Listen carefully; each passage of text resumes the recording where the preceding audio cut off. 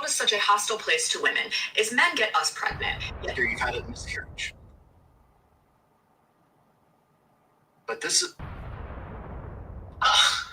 You know what I don't understand?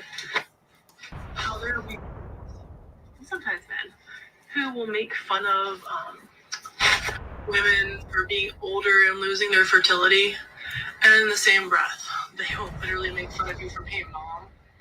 And then they'll tell you how you're like used up and washed out and all these things. I'm like, you just wrapped up my entire worth in the first comment by saying my only goodness was being fertile. And now you're making fun of me for being a mom? I was like, that does not compute. If I successfully did the thing that you say I'm the most valuable for, and then in the next breath go, you're a mom, you're old and washed up. I'm like, bitch, I was successful. Like, how successful?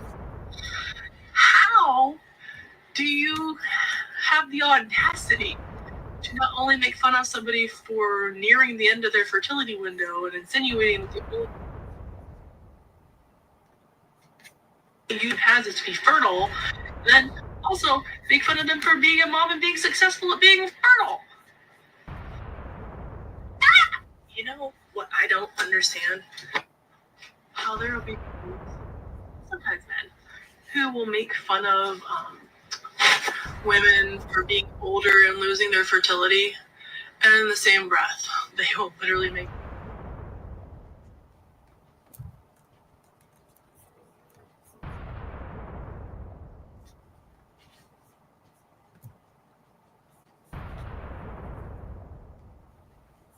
you for being a mom. And then they'll tell you how you're like used up and washed out and all these things. And I'm like, you just wrapped up my entire worth in the first comment by saying my only goodness was being fertile. And now you're making fun of me for being a mom? I was like, that does not compute. If I successfully did the thing that you say I hate people that work at the bank.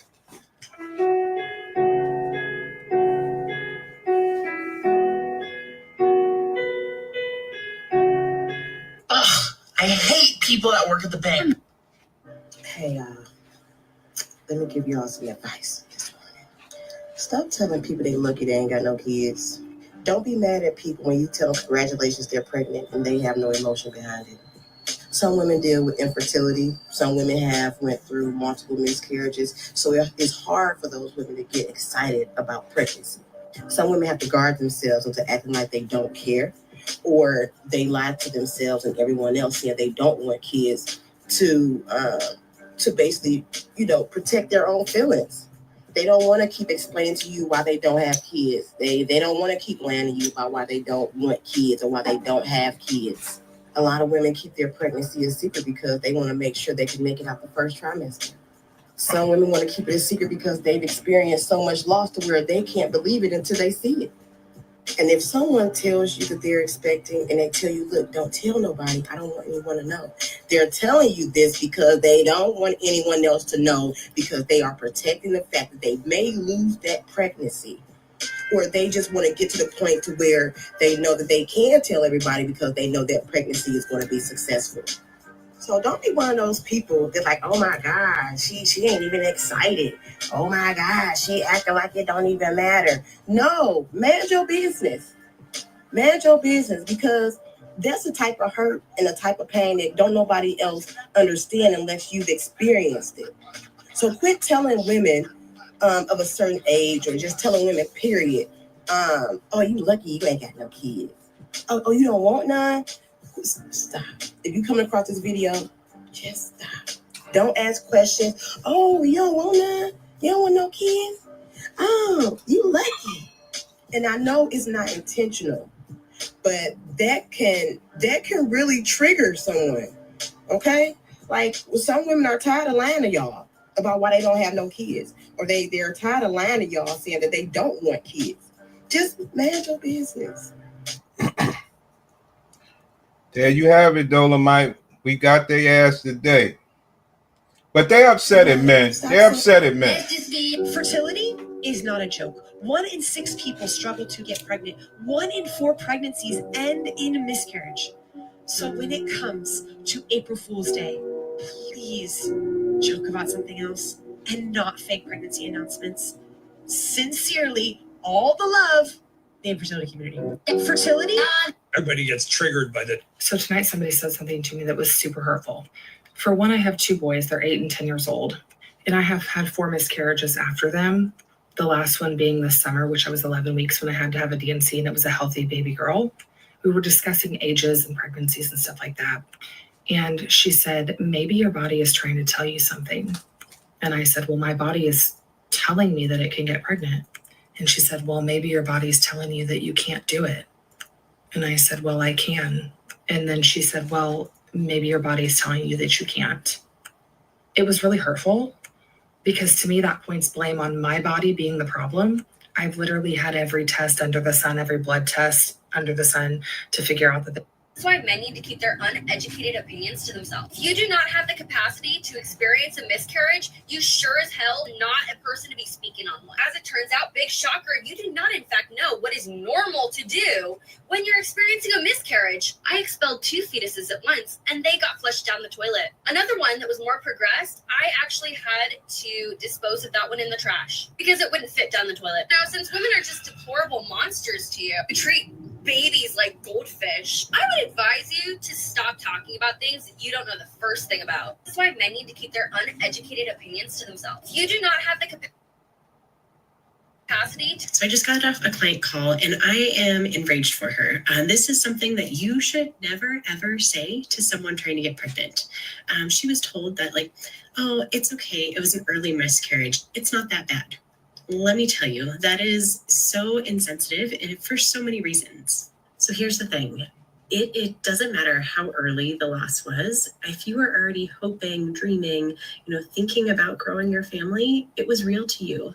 And the fact that someone said this to you is incredibly insensitive, and even though they probably meant well. What you probably heard was that, your grief doesn't matter, or the feelings that you're having about this loss doesn't matter, and that's not okay. Every loss matters, and the pain or whatever you're feeling is real. And no matter what the test shows, no matter what the result is, what you are experiencing right now is absolutely real. If we haven't met yet, I am Jessica Boone. I am an infertility PA as well as a fertility consultant, and I specialize by working. Asking someone if they are pregnant can be a very triggering question. I have been very vocal about my miscarriage with you guys, and yet I still get insensitive comments from people asking, or more so assuming, that I either am pregnant or look pregnant. Not to my favor, I do have thick skin thanks to my pageant days, so these comments don't really get to me, but I can't help but think of the thousands of women that receive these comments that are either struggling with infertility, body image, health issues, or in my case, if we say... Oh, I gotta let niggas know it's early class, so I gotta put early class. Because it's Friday, man. Fuck, I'm gonna be sitting there doing class all day. Don't nobody support me, though. I mean, you do, but I'm getting this class done early. Today's class is basically, we're going to just show you how women are upset at men. As of right now, you basically hear a double standard happening. And what is that, Prince? They want the freedom to delete babies, but then they want the freedom to create messed up babies and have miscarriages with freedom, and nobody can go into why did you have that. And they want the seniority and the sympathy for having the miscarriage, and we just supposed to not do anything. They're supposed to delete the babies, have miscarriages, have slow babies, and nobody just supposed to say nothing or be educated to why this is happening to you. Fuck you mean you had a miscarriage? Why? Can we get to that? Why? It's unreal, man. Miscarriage. So golden rule, if someone has not shared that they're pregnant, there's no reason for you to ask or assume. Okay? All right, bye. Asking someone if they are pregnant can be a very triggering question. I have been very vocal about my miscarriage with you guys. Let's do it. This morning, this video is for... Let's do the advice. Shit, this is a Friday class. We freestyling anyway. I know niggas are sick of hearing about this box at this point. That's why I got a little something else, which is still all bitches, but you know what I mean. I'll take any topic. Because I'm very upset, man. King Disagreeable. I'm sitting here. I'm upset. I've seen the damn crypto boom. I've seen the damn crypto boom happen the last 5 days. I ain't nowhere near it.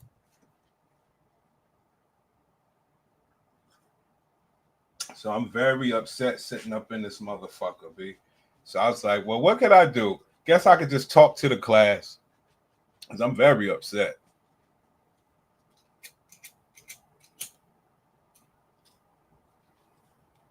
Couples that are struggling, that are trying so hard but are struggling to conceive and have a baby. Yes, I want to talk to you today about infertility.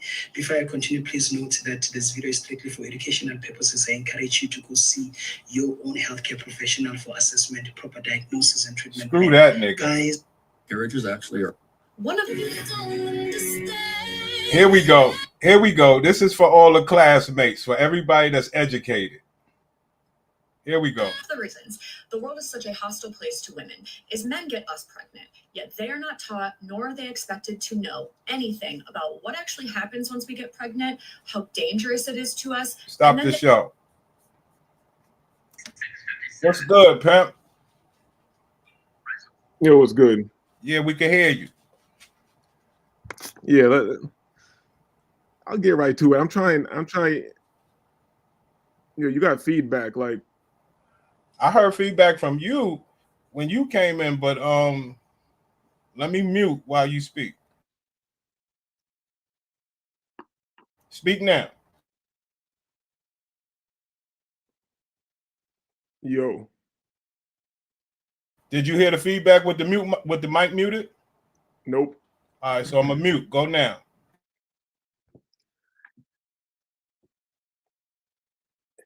Yo, you be. Oh yeah, all right, yeah, I got it. All right, so yeah, I just wanted to, you wanted to hold me, so before I crash out, I just wanted to not really crash out, because I just want to get your advice, and let me get to the point. So, one of these people, females who be in these spaces or whatever, like, she be talking to me. It is what it is. Nobody knows this because I never make it public, right? So one of the most popular niggas in these spaces, one of the biggest names in these spaces, went and told this bitch that I was out here sending her messages and sending her naked pictures around and all this shit. I never spoke to this nigga before, dog. I never spoke to this nigga before, dog. Yo. And I think I fixed the feedback joint, so you can unmute. But all right, you can hear me now? Yeah. So it's a female in these spaces. Yeah, she be around the, what I'm saying? Right. She's one of the bitches everybody be trying to flirt with and go at, but I don't care, and she chose who she wants to choose. You feel me? And she chose you. Yeah, and I don't even be on her like that. You feel me? And I'm sure that she's fucked with other niggas in space and all that shit. I don't really give a shit because I have other missions going on in my life. Right. I'm just saying it's so crazy. Hold on. So some dude that be in her circles that's known in these spaces said you're sending nudies. Yes, everybody knows who this is right now. I'm trying not to crash out and say the nigga's name. No, you don't gotta crash out. It's us, King. You don't gotta crash out. I mean, that's why I was telling y'all niggas, man. Matter of fact, let me put my number in the back for you because I got a new number. Yeah. You could tell me, am I bugging? Because that's like a nigga saying that you're doing like a federal crime, like on some revenge porn or my bad. Yeah, it's very, very, very dangerous. But I was just trying to get straight. A known nigga is saying you sent stuff to him, and only thing he could basically say is because you sent it to somebody he know or you sent it to him, which is a lie. Yo, that's why it gets ugly, dog. Because he said another nigga I fuck with, right? That he told him, and all he just right. That's the only way it could work. That's the only way it could work.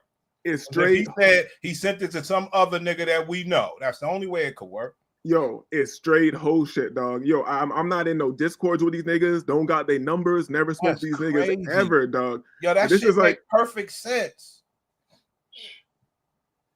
Yo, I just like I was just about to cry. I woke up trying to trade and shit, and I read the message from this bitch, and I was like, hold up, this is what this because it was so crazy to me that I didn't even register. I just ignored the bitch yesterday. I'm like, this bitch is retarded.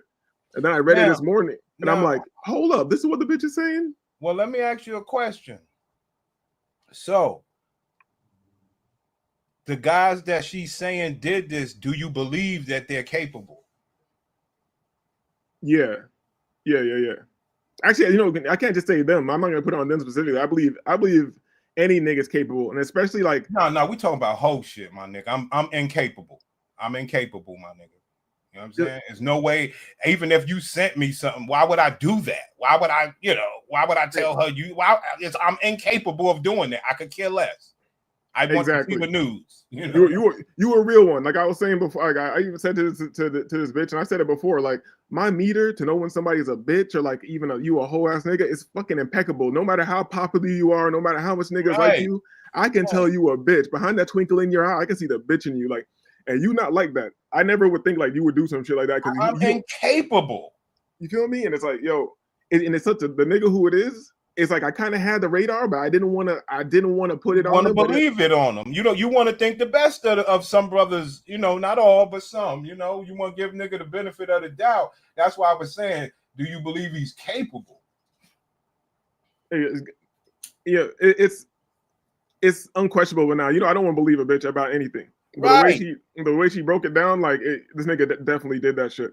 And the fact that see what you got to gain from rocking with them, sending anything to them, and I damn sure don't see how you are penalized for these type of people. I don't know, bro. Like I woke up like I'm like, I don't like to go to online world, that shit. People don't even know about my life and things like that. I'm like, yo, this is fucked up. This is a crime. Like anything about you. That's I want to know. That's why we had questioned the bitch first, because we like bitches will make up anything. But then we say, well, niggas be doing this shit. Like all I do is watch niggas say, yo, why you fucking him? Yo, don't fuck him. That's all I see niggas do. Yo, I've never said that in my life. Like it's crazy. Talking to a bitch about who she fucking or that's about crazy. That's just gay, dog. Like what the hell? Yeah, I remember I used to go see this Jamaican girl, and she was fucking this other dude from California. And she used to tell me, yo, he want to know who's the greatest person I ever fucked. And she was telling me, yeah, I always would tell him it's you and all this. I was like, yo, y'all crazy. Y'all crazy. Fuck you mean he asking you some dumb shit like that? It's psycho shit, dog. Yo. And I was like, so I'm talking to the bitch. I'm like, because, when bitches usually tell you something, they think you're going to be happy for the information. No, I'm going off on everybody. I'm like, bitch, you crazy? Who the fuck you talking about me, Bubba? Right. Like, why would you believe something coming from anybody? Why would you even try something like that? And then why would you involve me in it? I agree. Yo, so and listen, this is why the nigga is mad. Yo, I don't know nothing. I know the nigga I never spoke to the nigga outside of his like YouTube chat and the YouTube show. And it's somebody you all been there. You know exactly who it is. And here, I'm going to give you a clue. You can put it in the back chat. Yeah. Let me put it in the back chat. This whole ass nigga, dog. These niggas don't want to click the link and build with us. They don't know the information. But all the niggas that's watching us, they know we expose these clowns all the time. And all I try to tell my brothers is, yo, don't be like these niggas. I don't care how much money they got. Like, I don't give a fuck. The epitome of like a whole ass nigga, dog. It's crazy. But here's some information since you told about that Jamaican girl. I was pressing her. I was like, so what the fuck? I thought that's who it was, man. See, real niggas be knowing already, dog. Because it just don't make sense. I mean, and like you said, I'm just like you. I wouldn't believe that he would do it. I think decent of the man. But a couple of clown behaviors that I have seen out of him that would say I wouldn't bet on it, that he wouldn't. I know that much. Yo, the hole didn't bring me up to him. He brought me up to the hole. Like, how? I saw you in his chat. You feel me? Like some weird shit, dog. In the clouds. Yeah, I saw. Yo, no, dog. He's like, yo, I have been on your channel once or twice where some woman was. I can't remember who it was, but I have been there where some woman was on you. Like, I'm like, oh, this nigga got it jumping over here, and I was hating from afar. I was like, yo, what's going on here? Yo, it is, and you see how I am in the chat. I just let it go, let the show go on. I'm not like saying no. I'm not doing nothing. You feel me? I saw that shit like 2-3 times. I'm not gonna say, yo, she a bitch. She's supposed to do what a bitch does or whatever. You feel me? Is this nigga just like, yo? And I remember what I wanted to tell you. I'm like, yo, why the fuck are you talking to niggas about me and this and that? Then she broke it down like, oh, the nigga saw me over there. Then he came and pressed me and made up the story. And I'm like, bitch, did you ask him if he got my phone number? I could agree. I could agree because I've been over there in the clouds and I've seen some woman in there. I was like, oh, my nigga ain't playing over here. So I could agree that you could be in the clouds and see a woman because I saw it. But he definitely ain't me. He's going to go contact the woman. Oh, I can't do that. Hold on, that's wild. Let me pull this up right now because I want to give you this shit. Can I ask you a question? Do you have nudes? Yeah. All right. So it's all bullshit. That's what I think. Yeah, she knows. The whole story's bullshit. No, she knows I got him too. That's why I was like. That's why I think it's bullshit. I was like, yo, did you press it? I'm like, did you press the nigga? Did you ask him like, oh, which ones? What did it look like? You feel me? No way in hell. No way. He was like, yeah, I saw some nudes and like some sexual talk between you. I'm like, bitch, do you know the way I be talking to you? You think a nigga not gonna remember that? That's some bullshit. Like you, Prince, we only know each other from the internet, but just from the time that you know me, you think I'm not talking to hoes crazy?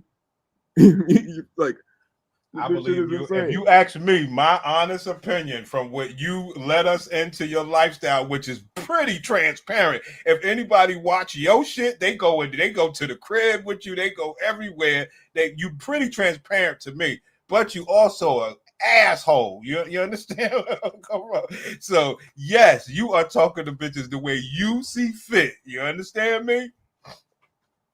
So I do not think you are sugar plumbing, man. Not at all. You don't know, you don't want to, you don't wish to, because you know that, look, I am, bitch, I'm servicing you. Fuck out of here. Everything for me is a service to you. I ain't gotta be nice to do that.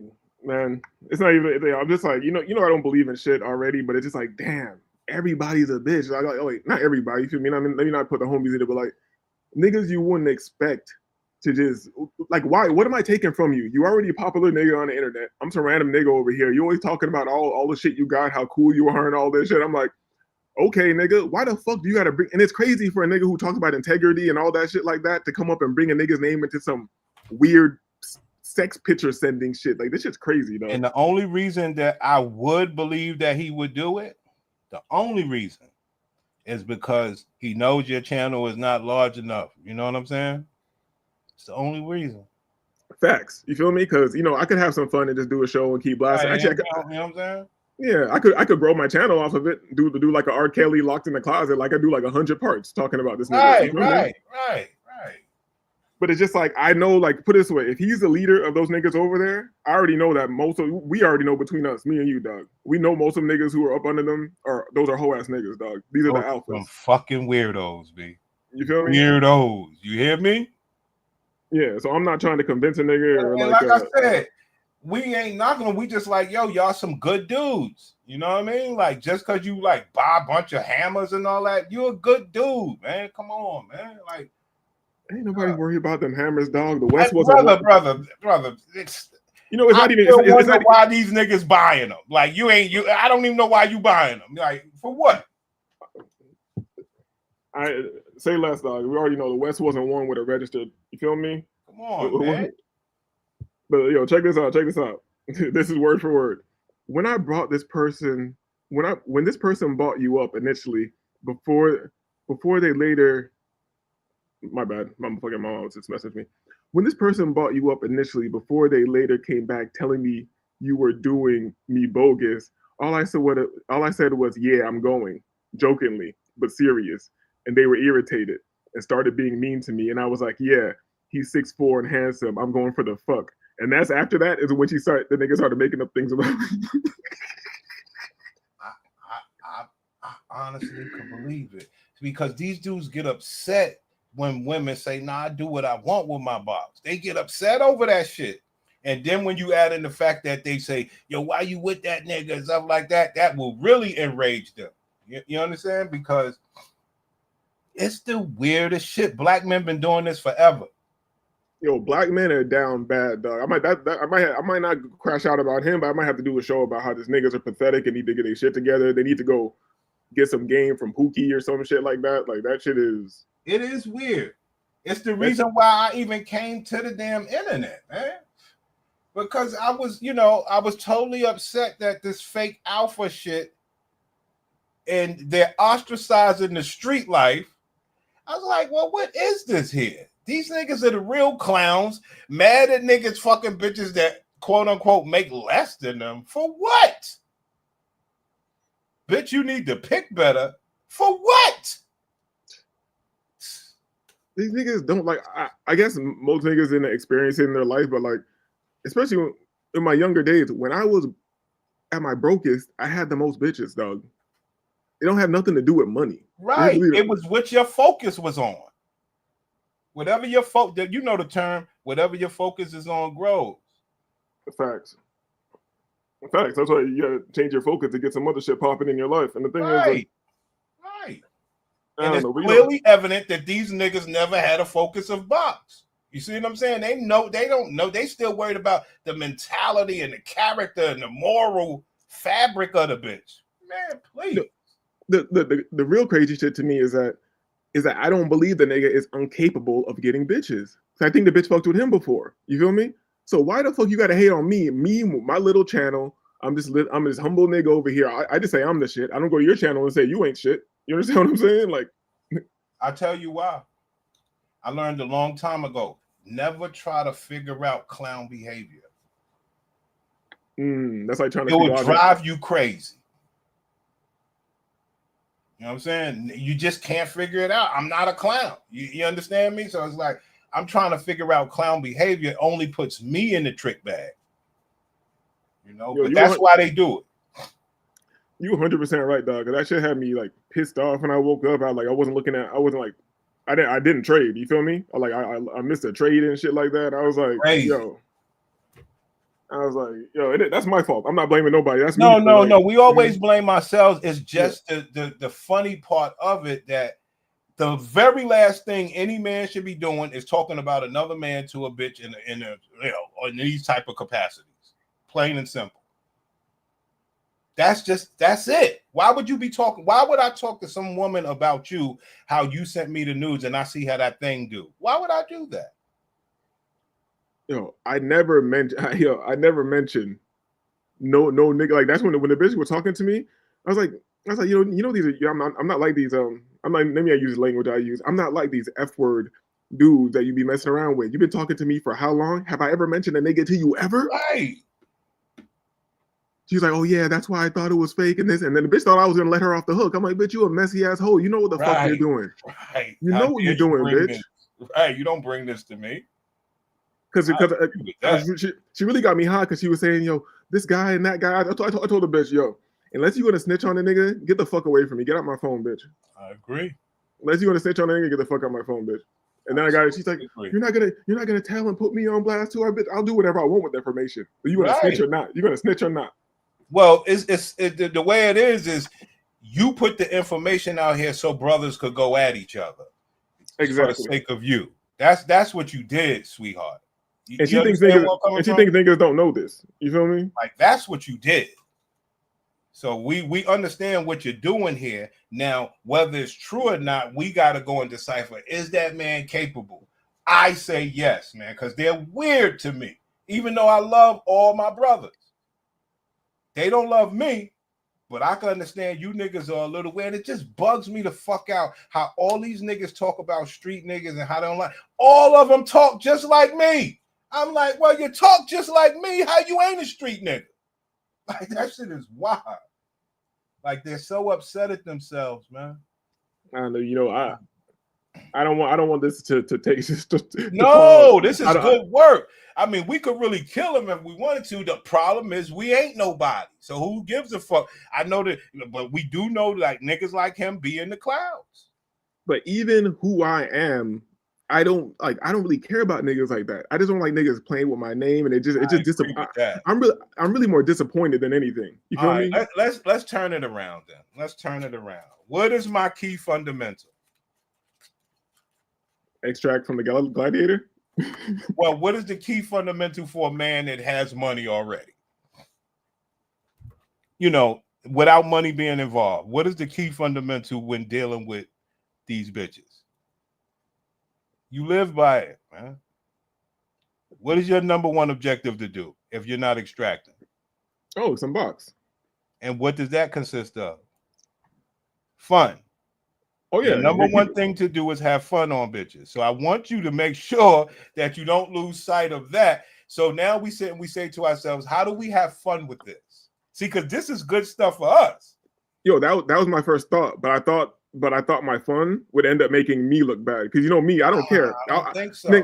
I'll bring niggas live fake lives. You feel me? And they're scared of the truth. Right. I'll put everything out there and bring everybody to the table. I don't give a fuck.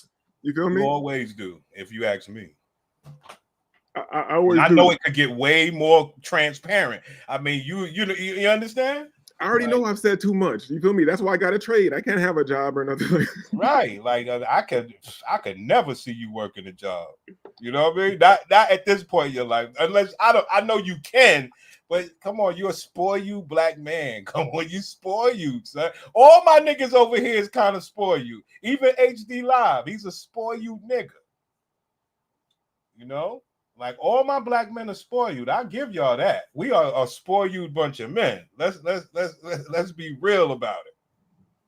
So how do we have fun with this?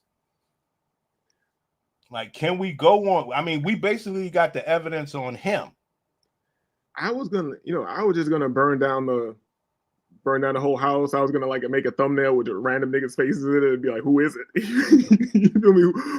But I agree with your first thought. One video won't do it. I agree with the series. I agree with the series. No, I'd have to do like a straight R. Kelly chapter. Because it would never, like, in order for us to capitalize, like, you know what I mean? We got to go over there and talk our natural thoughts, you know, about the situation and the brother. We got to make sure it's a real thing. Don't go at this alone. You don't have to, brother. You understand? We can have fun together. You know, we can set this thing up and just do what we got to do. Like, we got the evidence. And guess the only thing that he can say? Yo, that nigga believe a bitch over a nigga. Come on, homie. Come on. Nah, because here's the thing. I'll blow the whole shit up. There's a nigga who I consider like a kind of a homie. You're an internet nigga, but we have mutual respect for. I think you a respectful nigga. The name that she dropped is that nigga saying that nigga told that nigga. So I could easily hit the other nigga up and be like, "Yo, I don't want to put you another, but crazy. Yo, that's crazy. You feel me? Yo, give me the other name in the back chat, please, man. I want to know if I know this nigga, man. Man, we snitching. I don't give a fuck. Here we go. We ain't snitching. We putting work in. Like, you're not getting away with being a sucker around here. It's only a few of us left out here. But like you said, so you would say, yo, I ain't putting you in this shit. Yo, this nigga got my name in the back. I don't know the nigga, but I've seen him over there. You know what I'm saying? That dude got a channel? Yeah. Okay. He's one of the older like so-called OGs in these spaces of the the black man shit, that MGTOW whatever shit. You know what I'm saying? So then that means that he's weird like him. The nigga never did. See, all these niggas, I'm kind of arrogant. You feel me? So a lot of these niggas are weird to me. But I never got nothing strange off of him. He just handled his business and does his thing. You feel me? I'm saying the same thing you're saying. I love these niggas, but they're weird. Why? Because we're arrogant. Well, yeah, that's right. That's right. I'm saying the same thing. And the thing is, these niggas, like, the thing about what really disappointed me about this nigga being the nigga is that this nigga is fake arrogant. And like, you give niggas like me like a bad name. You out here trying to act like you the coolest nigga and all this. Nah, you a hoe, dog. And you acting like you not a hoe puts it on niggas like, you already know what I'm saying, dog. No, and I'm gonna give these folks the example. I seen you in Colombia, you seen me in DR, where we other places comfortable showing ain't nothing goofy here. You understand? It's direct evidence. This America shit. And even if you want to go do that, I done been on, and I could go to the street anytime and pop live. Not to say that I'm in the street, just to show that people can verify that I'm not a goofy. That's all. That's the only reason. You understand?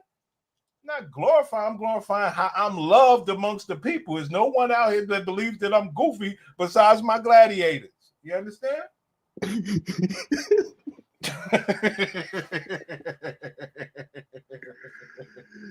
Yo, but I'm glad I got to come up here and have some fun with this. You feel me? I was like, brother, I'm glad you did too, because that's great info. Cause when you wake up in the morning, you hear some bullshit, you just be that shit. Yeah. You gotta holler at the homie or something. That shit will throw off your whole day. Even though it's not the biggest deal. It's not the biggest deal. It doesn't affect my life, but I'm just like, damn, niggas are hoes and that's dangerous. You saying I'm sending bitches pictures and sexual conversations around and shit? Right, trying to get me in trouble. Yeah, you trying to get me diddied or trying to get me in trouble, B. Yeah. Trying to get me in trouble. This is that real, because you can't do nothing about life. So basically, you would get me in trouble. You would be happy if she went to the authority. Facts. Nah, son. Nah, he got to get aired out for that. Fuck that. Yeah, the alpha niggas be trying to do that sneaky white man all the time. All the time. That's that white nigga shit, dog. Yeah, and I will also say it's this internet bullshit, man. These niggas are clowns. Mad that another nigga gets liked on. Now, yes, I was hating too. But you didn't know. I ain't doing shit, but yeah, I was hating too. So niggas do have the hatred. And I'm telling you, the Prince was hating. I was like, look at this nigga killing it. But happy but hating. You know my style. Yeah, I was happily hating. I was like, yeah, this is friendly hate. I'll be hating on you too. How does nigga get these plane tickets and got multiple phones and laptops and shit like that? I want multiple phones and laptops.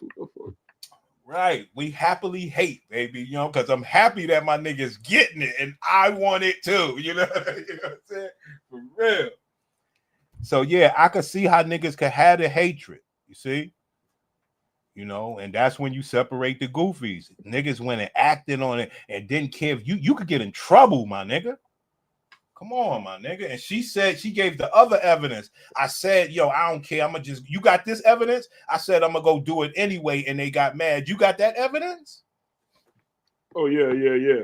You serious? That's a lot. I told them niggas I was going anyway. And they got a little upset. That's great evidence. Yeah, because I'm surprised, and I know the bitch is evil. The bitches be thinking I'm dumb.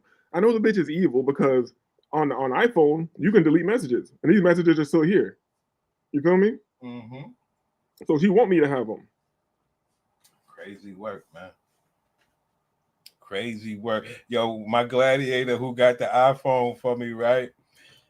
Why you don't put your iMessages on? Bitch, who you talking to? Who the fuck? I wish I would put some shit on where you know what I'm doing. I wish the fuck I would. Talk about why you don't got your iMessages on. Bitch, ain't you tracking me anyway? Like, yo, these people are ruthless, man.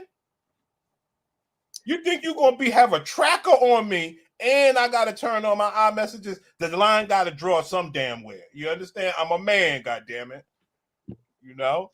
Yeah, tracker on my. You gotta your Prince. I know how you're moving too. You gotta check your shit for the Apple tags and all that. I don't care if I'm tracked. Oh, let's go. Yo, see, you understand? But me turning on them iMessages, I draw the line.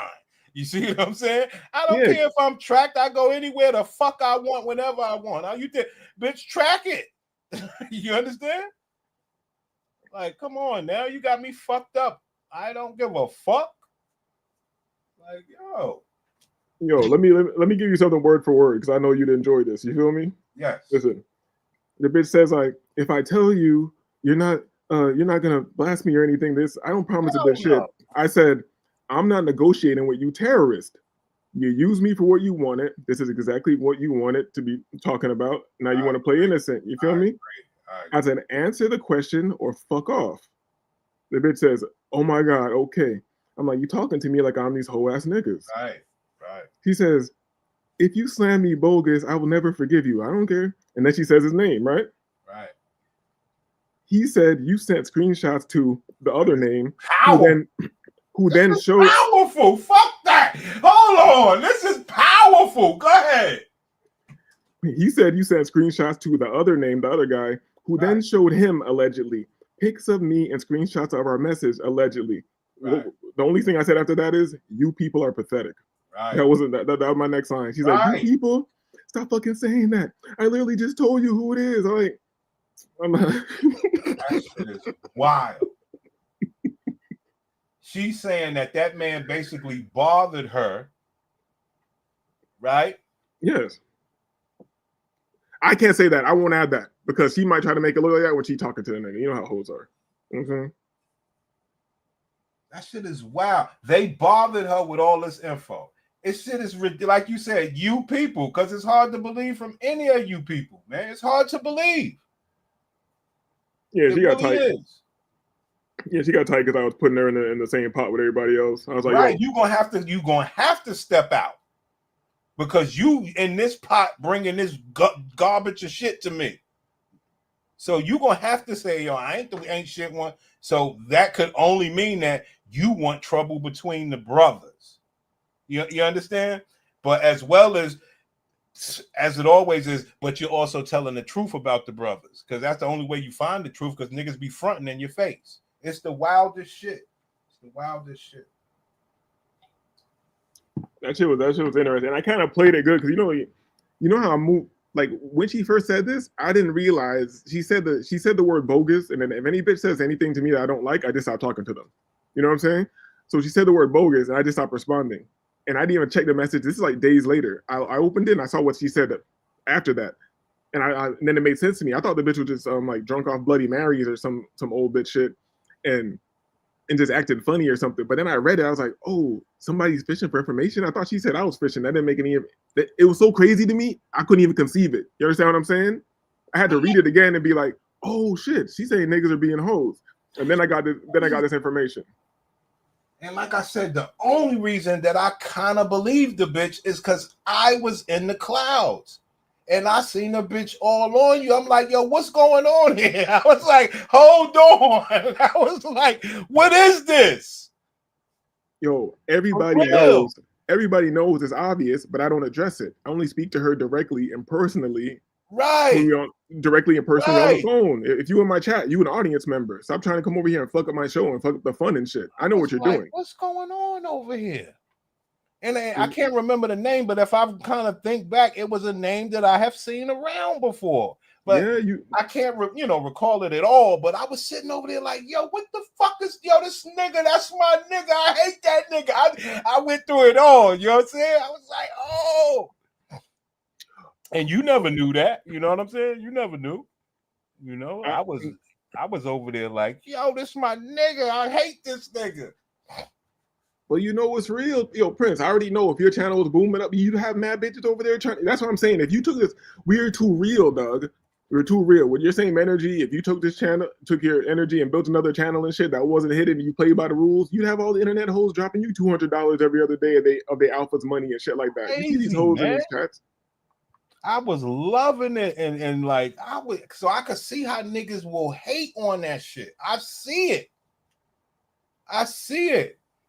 But like you said, we all supposed to be niggas. We grace each other's channels. We would never think that a brother would do that. But I don't think she brought it out of thin air. I don't think bitches is that creative, man. Nah, she's not lying. And to put two people's names in it like that, no. Now, bitch would go lie and say, yo, he beat me up to the police on some other shit. They'll do that, but this is a little more dynamic. This is a little more just irrelevant. You know what I mean? Like, yeah, it's like, why would she make all this up? Don't make sense. It don't make sense that she would make this story up. I mean that. Let me just go through this again for people who are in the chat, man. When this person bought you up initially, before they later came back telling me you were doing. Is this the beginning? Take us to the beginning, man. Let's have some fun. Let's have some fun here, man. We got 500 people in the chat. Let's do this. You know what? Let's do a whole show with the proper title and all that. Let's not if we're gonna. If Well, I'm gonna can run we through get all some this, teasers now?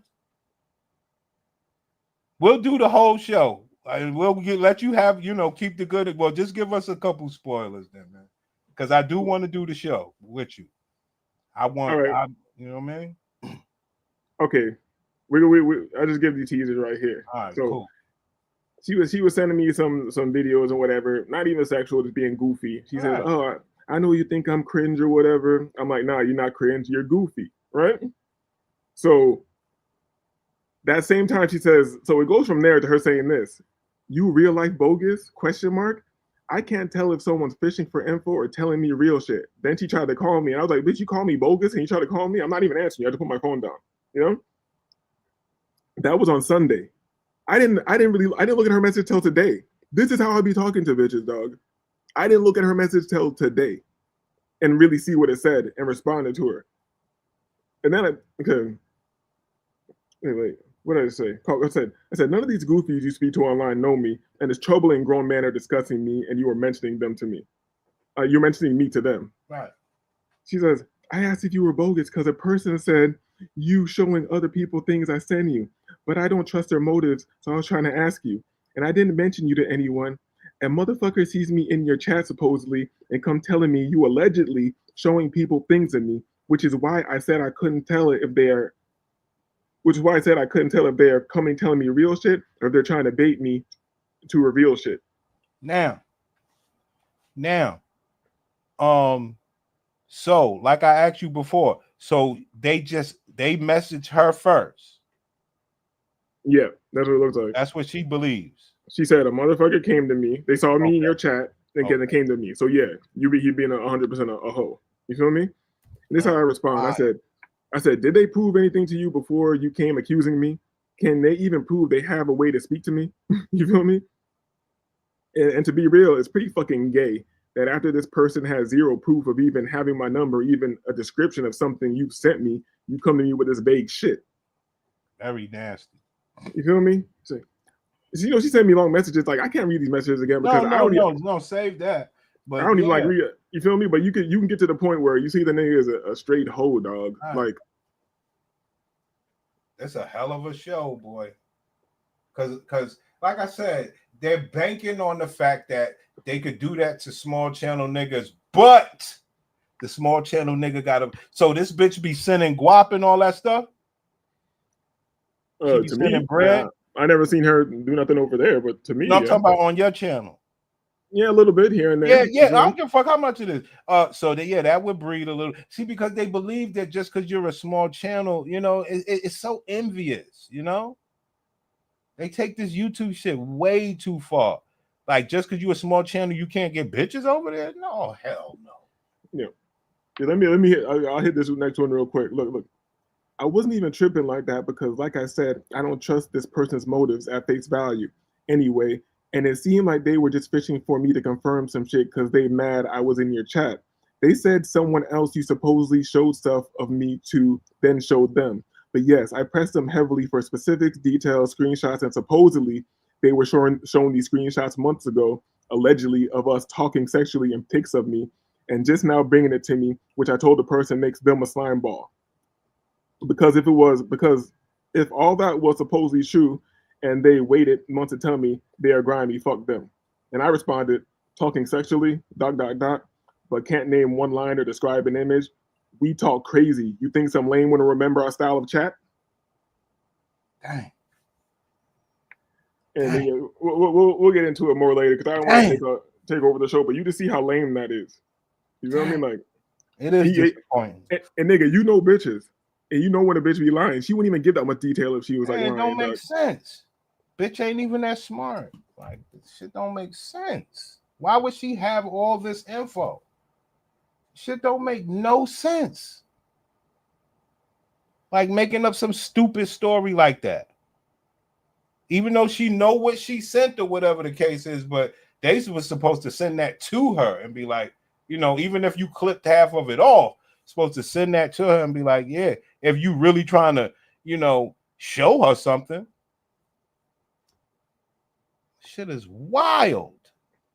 It's just highly disappointing that this is looks bad for men in Right. general. You Not even can't black men. just get your box in peace. That's crazy. Crazy, huh? And you know what's even worse? I don't know if you were on my other show, but you know this nigga has shown up to my show and like come up on my little ass show, my panel and shit, and try to talk and shit like that. You feel me? So even after talking this shit, yes, not big time. You never said. Well, we never talked about this stuff, but I would never think a big time dude like that. Even though you grace his channel, but I didn't think that he would come over there and I think he would just do the chat box if he was going to even say that he was there. Yeah, he said what's up here and there in the chat, but then like as of more recent, the nigga like hit the panel once or two times. Wow, that's strange.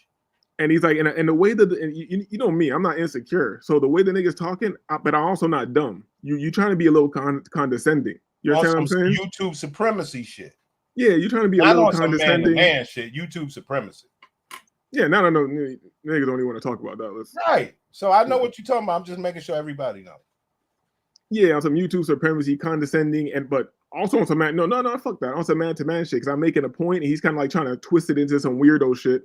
To the point where I had to come up and press a nigga and ask him questions over and over again to get to the point. And the nigga had no point. You know what?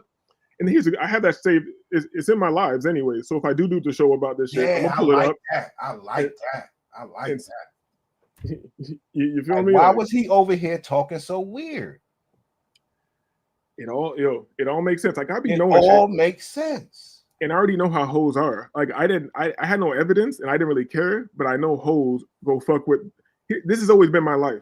I'm always been fucking with the bitches who fuck with the most popular niggas also. Okay. You feel me? I didn't some sort of mix. Yeah, I didn't want to be on the football team. I don't want to go kiss ass and go do all that and do all this extra shit. But the niggas who get the accolades, who are the most popular in the music scene and this and that, I'm always their bitches always coming to me, and I'm figuring this shit out later because it's evil. Right. It's not like I'm trying to take your bitch. It's these hoes being evil. Dang. So this is normal as fuck, but I was like, how is this shit translating to even fucking, I guess this is just my path in life. Even all the way to YouTube, niggas who I never met, never had a personal conversation with ever, are just putting lies on me, though, like a hoe. That I'm telling you, though. Now, the reason why I would believe you is because I would sit there and say, I don't think that they had sex with that woman. I think Ty, oh. Say no, go ahead. I think the dude might have hit. You feel me? Now that's see now all of it makes sense. All of it makes sense. I think dude may have hit. You feel me? In the past, all of it makes sense because this bitch is like in these YouTube circles. You know me. I've never even tried to take a YouTube bitch serious in my life. Like you're a clown to me on a certain level. You feel me? Right. But I don't know, and especially a bitch who's around like male spaces. I'm like, I don't know who these. You see, that's how I know these niggas are hoes. Because when a bitch comes around, they're like, "Oh my god, hey, buddy, hey, friend, blah blah blah, hey, sister," and all this weird shit. Bitch, this is a locker room. What the fuck you doing in here? Paying to speak. You understand? Yeah. That's how they get. That's how they get these guys. You know, on the other, but like you say, also is her flow to pay dudes and also send nudes, which is fine. We'll take it. But this extra shit. So now we starting to get a little closer. If you say you believe one of them niggas hit, then it's a big difference, dog. Yo, but if the thing, I don't mind. But if I wouldn't have got so hot if the bitch didn't take so long to tell me who it was. Because I feel like you fucking playing with me. You feel me? And now the bitch is all sad and saying I'm being an asshole to her because I said that you were FAGGOT. Just May like I interject? May I interject? Yes, sir. All of the gladiators that take care of me, no, I will never forgive them for the times that they never told me who said what. You understand? I will never forgive them. Never. You understand? Like you actually believe that you could withhold something from me? Never forgive you. You know what I mean? But so, you know, my love is only going to go but so far. See, because I know you'll hold stuff from me. I could never, you know, have 100% with you. And you most certainly going to have to, you know, pay because you did unforgivable shit. You gotta pay, and especially when you come from like a street background or a semi-street, you can't. That's just dangerous, dog. You feel me? Niggas lying and trying to line you up and shit like that. Like, nah, bitch. You can't have no secrets, dog. That shit. You can forget about me. Once you did that, you done. Like, I Yeah, see that's this why. is a big game. Let's have some fun here. Exactly. That's why I was roasting her ass up because I was like, "Yo, you think this is like worth?" You know what? We're gonna go through the whole thing later, Doug. Because the thing is, this should just the level of disappointment and corniness. I was like, "Yo, I just be trying to chill and live my life, and motherfuckers are making up whole stories and movies about me. Like, what the fuck?" But it's always been happening to you. You said It is. Man. I'm sure. I don't know if you've been on my other shows when I talk about like hoes and like hoes have told other hoes I was fucking them, so the other hoe wouldn't fuck me, and I didn't. I didn't fuck none of the hoes. right. That's a dangerous lie. If a bitch will say that you fucked her to make you not fuck the other girl, that means that bitch will say that you raped her, did all types of shit. These are some dangerous people, man. But Dangerous. this shit right here, The this dudes are is more dangerous. see, this is something that he believes never would come out. That's why he did it. He believed this would never come out. He could never be looked at as, I don't know why he think he's some G, but he can never be looked at as less than a G. You understand? I don't know why. Maybe he think he a G because he, got hammers. That's the only thing I could think of. I just know like it doesn't really make sense for me to do a show because the whole audience is so fucking gay. It's not gonna matter. Nothing's gonna matter. Right. See, but don't you? But now I will say two things. Me doing shows about Fantastic and all that. These niggas, it clearly hurt my channel, but their fans seem to come when you put these niggas' names. It's the wildest shit. It's the wildest shit. That's facts, but I don't want his fans. I feel like they faggots. My bad. I feel like they're F words like you. You feel me? I don't want you on my channel. My channel is not for that. People aren't paying me over there. I'm having a good time, just like you're having a good time. You feel me? All right. So why would I want these niggas? Like, unless I can, maybe I should start doing a series and make it like subscribers only. And if you want your question answered, you got to hit me with a super chat or something. You got to hit me with a cash app. Because like I say, what is it? It truly is nothing. But sometimes in this YouTube game, no matter what niche you in, you actually get gold placed into your lap. Now, whether it's worth a damn don't mean anything, but this is like content gold. You know what I mean? Yeah, it's nothing. I'm not really worried about it. I'm like I said, I'm more disappointed, and this is low key dangerous. It's like make up another lie, dog. Don't say that I'm sending bitches naked pictures around and shit like that. Yeah, that shit ain't right, son. Make up another lie. Say I said something about the bitch or something. You feel me? Like if you're gonna be a liar, nigga. Now, where does it play bad at? It plays bad for her. Let's say you did the series, right? And we over there cooking and rocking, right? It plays bad for her because now she gonna mess up and draw other women over there, and they'll like you as well. You understand? That's a good idea. You understand? She don't understand that part. And if we go through the messages on another show, I'll share this one too, where I told the bitch, he's like, "Oh, you're not gonna do this and put my name in this." I'm like, "Yo, bitch." No. I told the bitch she got to self-deport or she got to put the information out. Oh shit. I said you got to never be seen in no black male spaces ever again, or you got to put the information out there. Now let me tell you some mistakes that I made. Let's go. And you was there for most of them. One of the major mistake that we made over here is we didn't drop the link for MTR that day. When he came way back when we was talking about him saying cringe and all that shit. Oh, he actually pulled up. I forgot that. Yeah, we didn't drop the link. So that was a major mistake. You know what I'm saying? Actors, but like MTR, that's a difference of opinion about what he was doing and his show and how he spoke. Like, if this nigga can't say nothing to me, if I drop the link, like, what can you say? No, it's not. It's not for the point. I see where you're going with this. My point was, okay, here we go. If you choose to, like they doing, if the bitch want to make things right, come up here and tell. But you ain't got to be on camera or nothing like that. We just want the female voice. If you choose to, I might have talked too crazy to her. I gotta let it cool down a bit.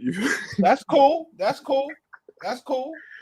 Because I'm pretty Prince. You already know how I did. You feel me? I put her in the same basket with all of them. You feel me? Every time That's I spoke what about she the nigga, deserved to be. That's what. But she still may show up. You know what I mean? She still may show up and try to send some bread, and you can't really out the bitch. We don't want to out the bitch, but the thing is, come up and say some words about clown niggas. We gotta out these niggas. You know what I'm saying? At that point, we're outing the brother. Yes. You know what I mean? You don't even gotta say names. You just gotta go. Let us right. talk about We're saying the names. Talk about things that clown. You know what? I can't highlight her and be like, yo, come on the show and just talk about clown niggas and the things that clowns do. Yes. Because the story I want to hear is when she said, I'm going anyway, and how they got mad. And you actually, well, what, you knew niggas would do that, right? She's like, yeah, niggas is soft. Yeah, that's fine. Crazy. Yo, I knew I had to come get advice from Prince. Yo, that's perfect right there. I just let her tell it. I said back like, I told you niggas ain't shit. Right, right. Now that shit is wild. It's like I say, we up in the air. We just throwing ideas around and stuff like that. Like, how do we want to, attack it? I mean, this shit is wild. It's because, like you say, these are bozos, man. You know what I mean? These are bozos. No, but they're trying to have fun at your expense, son, and they ain't built like that. I don't know, just keep your conversation in the circle of your little friends or whatever you do, and you're little like, I don't know why I'm in this shit. You feel me? I don't want to talk about these niggas. Nah. That bitch this could be a whole piece of crap shit where she's like, well, I'm going to the boys because I don't approve of that bullshit. Nah, that ain't cool to even have a man in that space like that. We don't play somebody sending revenge news. Nah, we don't do all that. This is way more serious, man. Real shit ain't no fucking joke. Be when like you could be really, really, dealing with some shit right now that you don't know nothing about. Yeah, that's facts. That's facts. And I was just so disappointed and confused about it that now you got me thinking. This nigga's probably one of them insecure whole ass niggas that he knows the bitch was fucking with me, and he thinks that she might be talking about. You know what I'm saying? Like he's just trying to cause a mess because like he thought. I don't know, dog. Because I like this is new. This is new information to me, and I never said shit about this nigga, dog. I don't talk to hoes about niggas. Like, what the fuck would I do that for? That's crazy. I mean, hoes would just bring it up. You know what I mean? Hoes would be like, yeah, because I told you the bitch would tell me, yeah, the guy from California. I was like, bitch, why are you telling me this? Like, these people are sick. Sick, dog. You have nigga. We already know, dog. We already know. I've had the craziest thing be told to me about other niggas and be said about me. But the thing is, I don't know. I guess bitches be like to give me real information for some reason because there's always facts behind it. It's wild. These people are sick. I mean, as pathetic as it is, I still like it. It is pathetic. He's a nobody. Yo, it didn't. It never really bothered me so much. The only reason I was getting hot is because I thought I couldn't have the fun I wanted to have because I thought me having fun would make it look like I'm too concerned with it. You feel me? Like I'm too like. You understand what I'm saying? I would safely say everybody's doing it. We miss out on stupid stuff like this because we, want to be real and shit. It's so stupid. They got us in the, we are such an oddball in this new climate. You know what I'm saying?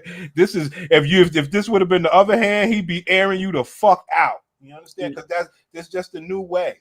Damn, that is facts. That is facts. Damn, you're the perfect person to come through for this advice, dog.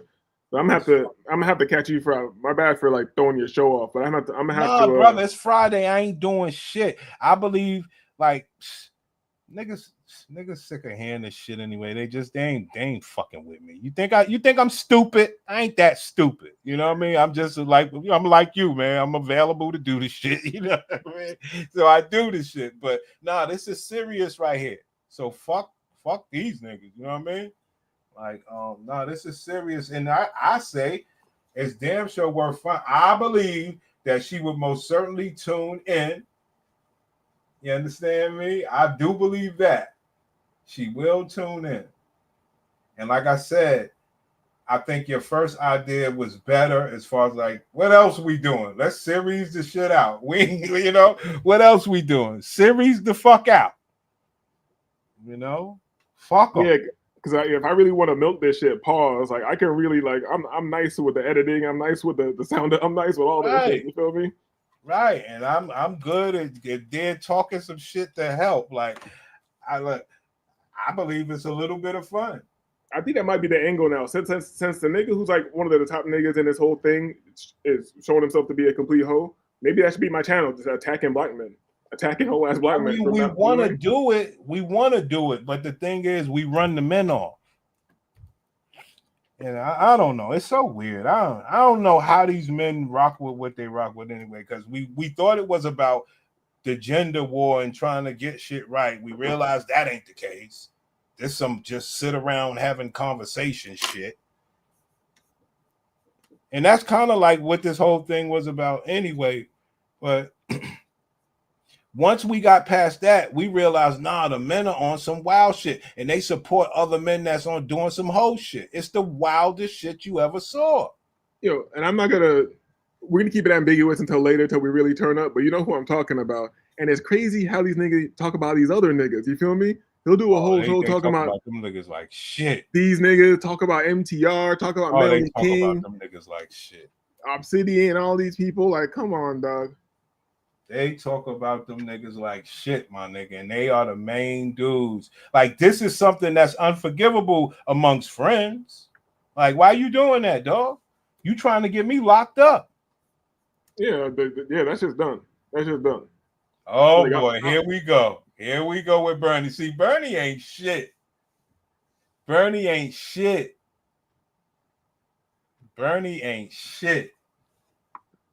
You see Bernie? Yeah, I see what you're saying. And Jap, my top go-to too. He just talking about the dudes in the space of who we used to mess with. Right. You feel me? Right. You talking about who you shit. You feel me? You know me. And I'm the type of person that, especially when I was outside and shit like that, I burn the whole house down, dog. If I'm usually I say Ramel and everybody's a bitch. You feel me? But this is the internet, man. We gotta learn how to be, I hate to say this shit, a little less. That's all I can say. And to have more type of fun with this sort of content. Because it ain't about shit. Niggas ain't coming out, niggas ain't going nowhere, niggas ain't got no bitches to show. Niggas ain't got nothing. They just got the good job and they got money, and I respect it. And let's talk about it. These same niggas, I'm like, you ain't never seen them with a bitch. You only really see bitches coming at them and shit. Are you, nigga? You have a giant channel. Why don't you just pick one of these other fucking monkey head assholes? Your face. And you show. I show my face sometimes. Well, you said he hit it though. Oh, what do you mean? Say that. What do you mean by that? He said he hit the box. Oh yeah, from what I understand, he probably did. Right. You know so he did his thing. Then why you mad at me? That's the problem. Think about it. Where the problem is. He hit the box already, and he's mad at. He trying to get me locked up. That's my problem. That's my problem right there. Like, what are we doing here? Yo, Bernie, Samini, we're not gonna say nothing right now, but just know all these niggas that you be watching, they're fucking bitches. The only real people around here are Prince. I'm not even gonna call myself real. The only real people around here are Prince and people who doing you can see who they really are, their real life. You feel me? Like these niggas are liars, and don't take no advice from these niggas, man. Don't take zero advice from these niggas. They got jobs, and they're gonna buy some small houses and stuff like that. I believe all that shit. That ain't got shit to do with what we doing over here, or you trying to get a nigga in trouble based on some box that you had and you mad. Nah, we can't do that. We can't. Yeah, man, but I appreciate you, dog. I'm gonna have to spin back. I gotta handle some business. All right. But you wanna be around in the afternoon? When you want to do your thing, you definitely need to book me, because I could be outside and tune in. Hold up, drop your number in the private chat real quick so I can take it down. I'll text you. Let me take down the number real quick. That would be pretty nice. Yeah, because you might have to be a bit calculated about this one. I like your idea, so I want to let it cool down a bit. Right. However it works. Yeah. It's like that. We got the goal. Ain't shit for us to do. We got the goal. He believes that you don't have the goal. That's the powerful part. See, he believes in loyalty from a gladiator. See, he believes that she wouldn't infiltrate and air him out like that for the sanctity, of the space. These niggas are bitches. It's straight up. It is what it is. They think. I guess a lot of people might think, because I believe you, Prince, but maybe people don't believe me. I speak like this in real life. Every bitch who I talk to just like this. Every word that I say over here, I'm not saying no nicer things. I don't try that shit. All my niceness is gone. All this trying to be a player and have my only game is I'm better than you, bitch. You feel me? That's it. That's my only game. I believe that, like I say, they don't understand, man, and you gotta understand this is all from a hater's perspective. You've been tall all your life. Like, these people don't get it, man. They don't get it. You ain't have to do with these are short men trying to talk. It's a different life. It's a different life. It is what I'm gonna text you. I'm gonna spin back, dog. I appreciate you, dog. I appreciate you. I hate tall niggas, man. I know what it is, man. I I'm hate telling the truth, man. I'm gonna let you in on a secret. When I was in later middle school, early high school and shit, especially late middle school, I didn't like short niggas because short niggas, I felt like because I was so big, I couldn't be as aggressive as the short niggas. The short niggas could have a more aggressive game, and they weren't seen as being dangerous or aggressive. You feel me? And that's how they got mad bitches. But we can talk about that later, because I know you were probably doing that shit too. That's why I'm not fucking with you like that. Certainly taking advantage of what I got. You know what I mean? You feel me? So you already know. That's why I don't have no mercy on you little niggas. Right. That's why I hate tall niggas. There's war. You understand? So niggas gotta understand. Like, they don't understand difference. Like, you either gotta be a good looking tall man or a great looking, almost tall man. You know what I mean? I had some homies that was great looking, and I benefited off them niggas so much that it don't make sense. You hear me? I got all my homies. It's all different varieties. The energy goes a long way, especially if you got the taller homies and the bitches see you and you're you not getting ran at all. You feel me? That's the worst part. When you run into tall niggas, that's when you end up fucking his bitch. But that's fucked up.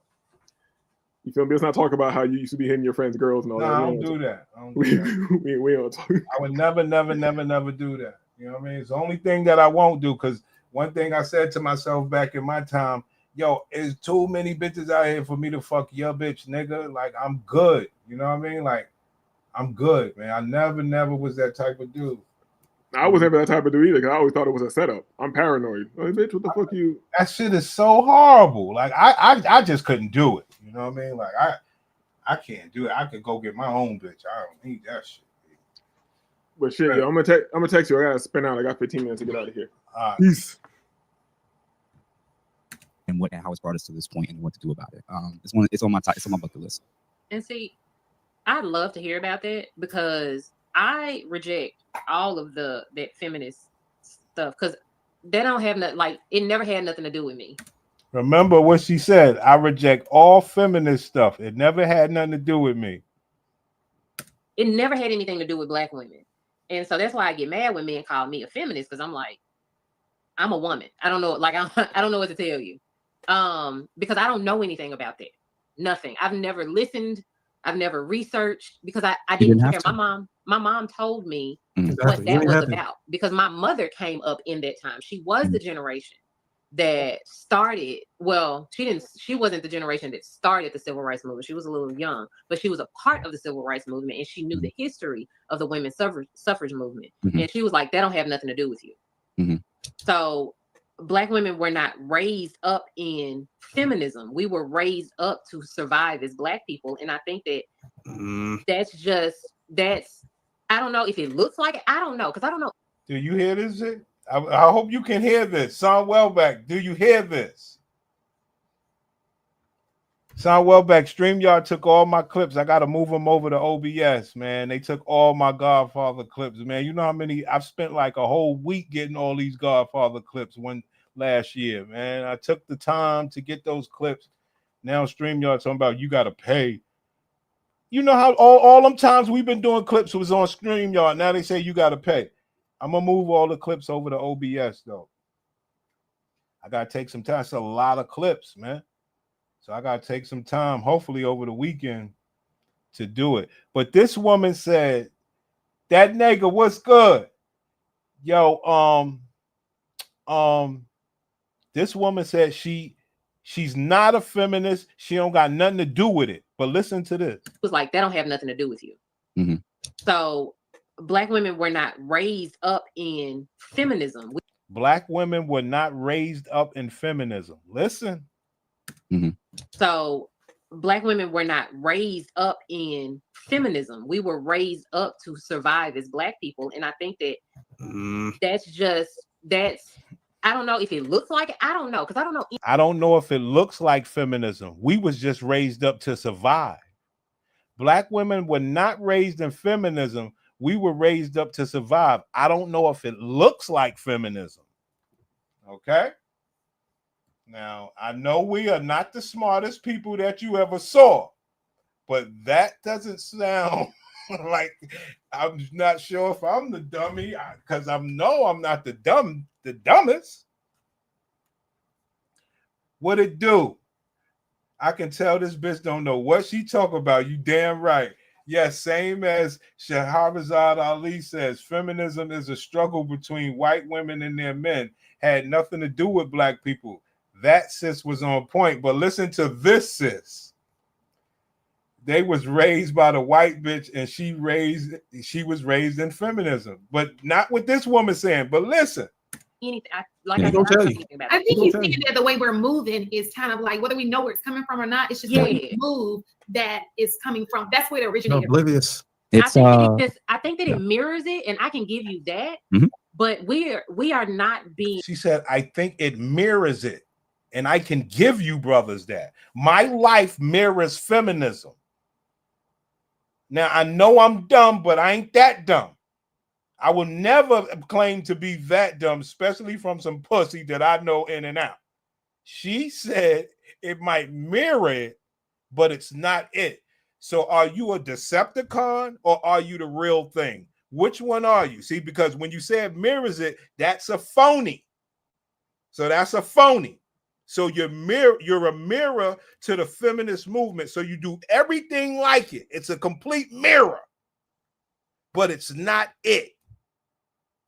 What would be the disqualifier to say that it's not it if it's a complete mirror?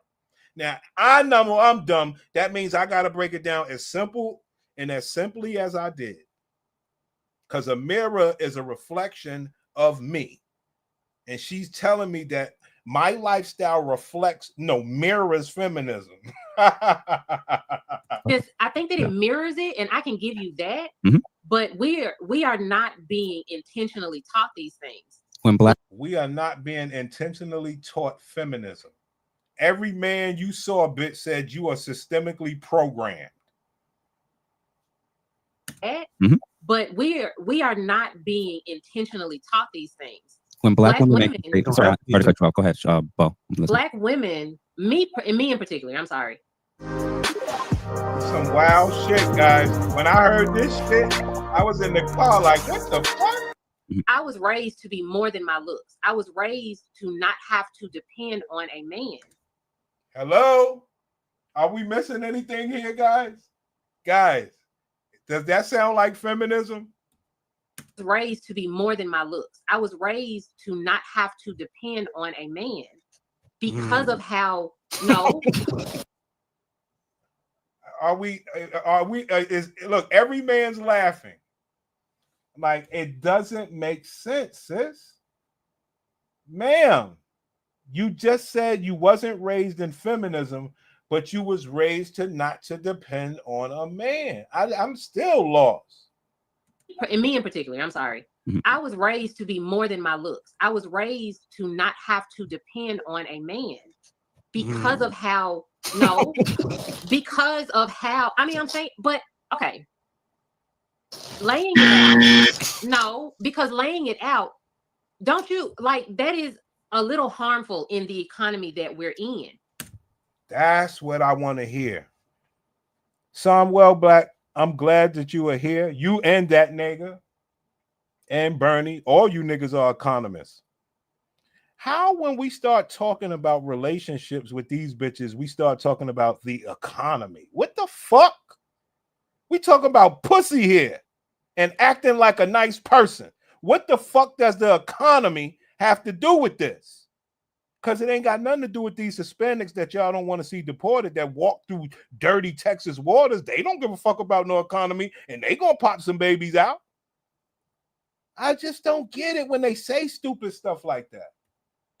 Don't you like that is a little harmful in the economy that we're in, because most men can't support one household. But also, my mother knew what depending financially on a man looked like because of the generation that she came from. My mother knew. Now I'm gonna do a spoiler right here. My mother knew what financially dependent on the man looked like. Now remember, I'm gonna spoil you now. She's gonna say that her mother was abused. Sorry, guys. Depending financially on a man looked like because of the generation that she came from. If I'm being honest, those powers were abused back then. And those powers were abused. When we had black family and black unity, I need y'all to understand this. When we had black family and black unity, men were paying all the bills, but that power was abused. And in this new world, we just don't want no man. But this is not feminism. Those powers were abused. Now, this is something that I'm going to use for my other channel. Because this is a great thing for my other channel. Because like I always say, well, if men were abusing that power, now that you're making your money, why don't you take the man's position and let's see if you don't abuse the power? Or did you just have a job so you don't have a man at all and fuck up the community? Which one is it? See, because when the men had the power, we were still making families. Now that you have the power, you don't want the man around. Which one was it? That's how come anytime I hear these bitches talking about pro-black and the black community and us and it just turns me off. You know? That's why we need that nation's power grid. Oh, that's messed up. She had totally contradicted herself. All of these feminists. Yes. She came from, if I'm being honest. Those powers were abused back then. And so you can't fault our parents for looking forward and being like, I don't want you to be like my mother in my generation. And so I don't want you to be like my mother in my generation. What does that translate to? You ain't got to never have no kids. You see the way that I born you? I don't want you to be like me. Don't be like your mother. Never have children. Now, is that good or bad? Or is that what that mother said? It all sounds stupid when you let these bitches talk. Oh, you gonna hear it, Samuel back. Watch this. Being like, I don't want you to be like my mother in my generation. And so she just taught me how to survive by myself, because it's a reality for a lot of people. And I don't want to go through all of the reasons and all of the things, because it's a rabbit hole if I'm getting into that. But this is not you don't need a man. She was just preparing me. If she would have prepared you to be a wife, not have one though. That's what I'm saying. If she would have prepared you with the qualities of a wife, based on the market selection, optimized for the selection, you think they would have been a different outcome? You think survival would have been in terms of, I get selected by a suitable partner that has the leadership quality and the capacity economically to be able to care for me? But that's unrealistic. And that be looked at as survivability. That's unrealistic. When you realize that's been happening for centuries before. When you are raising your daughters in 2025, it's not true. This is where we are. And so I was born in 80. And at that point, the country was going downhill rapidly. That's a lie. 1980, that's a goddamn lie. Ma'am, you know you was just being born. How the fuck would you know? Okay, you do not know what the 80s was doing, sweetheart. It was a beautiful thing to be black in 1980. You have no idea. It was a beautiful time. I was a child. It was glorious. Economically. And so my mother teaching me how to select a partner that can take care of me and leave. Well, that was the wrong. That was wrong. First of all, where's your father? Okay. I can't take a blonde black woman who claims to be pro-black serious, and me either. But the way that she speaks is the reason why. This is why we can't. I'm gonna play it. I'm gonna shut up. That is a crapshoot. No, what I meant was men optimize cannot yourself afford for that. selection, not select. I'm saying no, if she look, because we can argue that most mothers are not looking at the market when they're raising their daughters. Can we at least agree to that? I don't think that as black people we can afford to do that to our kids. Because the average earning potential of a black person in general. Yeah. So I'm sorry. I don't like them saying average earning potential. I just can't stand that money factor based on some pussy. It just don't make any sense. Yes, you want the best for your child, but being that you racing your life trying to achieve that means you shouldn't have a child. Did your people do that? But more importantly, don't you see the Hispanics taking over the population? Don't you believe you live better than them? So how could they have children and you can't? It's not true. You could. So all of these economical analogies is ridiculous. So, Bo, just to clarify, because I know I don't want to hold everybody up tonight. As a key core example of what you kind of espoused, much of it was feminist talking points and rationale and logic. Hello, any man could see that everything that you said sounds like a feminist 101. Deductive reasoning. And as an example of you're looking at it through the lens of survivability, the feminist primary perspective was to reduce the role and influence and importance of a man in a woman's life by default. Hello. And you just described every last one of them. Stupid. By default. What another way of saying that is feminism is teaching women and has been teaching women about what it means to be autonomous completely from men. Hello. So as a child. Hello. You know that though. And you still chose it. See, the one thing you can't let these bitches get away with is the fact that they say, well, nobody taught me. Bitch, you watch Love and Hip Hop. You know, you learn everything you learn from TV. And guess what's on TV? The Lifetime channel and the Hallmark channel and every other channel where you see Kelly and you know the fucking channel on ABC, her and her husband. You always see the white women with husbands. So you know you can do it. But more importantly, you see a lot of poor white people that's together. Ugly white people that's together. And you couldn't see yourself being with a man that's that ugly, but they're together and you're not because you got your dog. As a child, when you're being taught about how to survive strictly through the lens of through you and through your hands, and not how these Asian and white women today are still being taught, even when going to college, to still prioritize and value not only getting that degree and being able to make and sustain yourself in terms of income, and always have ability to have a backup plan if things don't work out. The other part that feminism hides and shields certain women from is the other part. Unless you're planning on doing this for the next 60 years of your life alone, you also, at the time period when you're most fertile, you're in your youth, when you're of a certain weight and aren't as jaded because you don't have as many negative experience with men, that's also the time period when you should be also equally prioritizing a partner. So in school, these women, I watched. Brother, they all know that. They chose the other way, man. Don't you get it? They all chose what they did. Now telling them this means nothing. They looked at the majors of certain students, men. Dad, I'm Bug. Let's count the smiles. Are up. You will feminism, matriarchal, may go to court. So much of what we do, we have boys growing up in single mother households who doesn't know what leadership and masculinity looks like anymore. Feminism has destabilized our culture. The new But they know that already, player. They stand on it, player. When will you niggas get it? Now, I need y'all to bear with me for one moment, because something happened in the show that I want you guys to see. Now, remember this point. It was feminism. Feminism has destabilized our culture. The nuclear family is not seen as essential. Women for the last 20 years are saying out loud, I don't need a man. That is feminist ideology. But you did. Okay.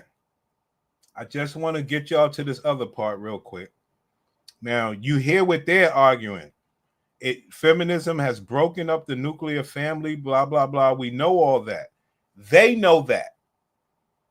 But what pisses me off is when women try to talk about, something about babies. Yo, brother, something about babies pisses me off. The way that I know how they mistreat and misappropriate their pussy and their vaginal health, it pisses me all the way off for a woman to try to gain some sort of sensitivity. Bitch, please. Have kids. 8. Yeah, you're the one that said it. That didn't stop nobody from saying it, though. That is Was I on the panel? What? Yeah, you're the one that said it. That is not the same thing. Hold on. Can you repeat what you said? You said it.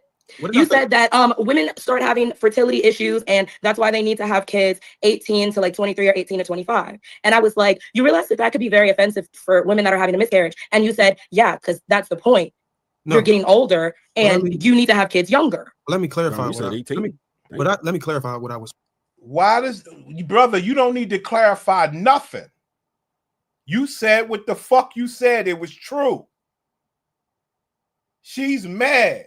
Well, how are you mad that somebody wasted their box and now they can't have kids and niggas is laughing? No. Hold on, repeat what you said. You said it. You said that women start having fertility issues, and that's why they need to have kids 18 to like 23 or 18 to 25. And I was like, you realize that could be very offensive for women that are having a miscarriage. And you said, yeah, because that's the point. Right. Do right by yourself. Do right by your pussy. Yo, I heard this part. I got a little upset. You're getting older, and you need to have kids younger. Let me clarify.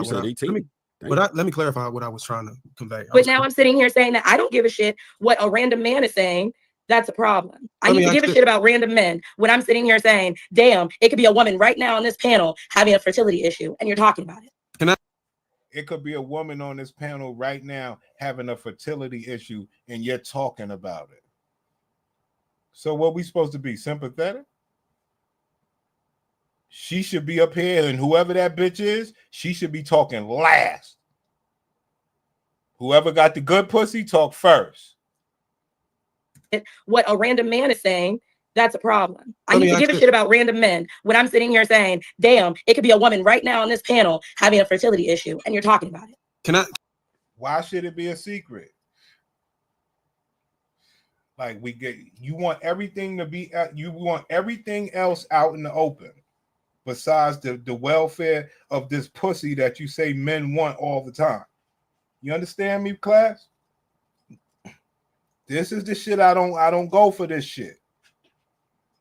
Nah, we want the pussy right. So if that woman's infertile, she knows she shouldn't be up here talking.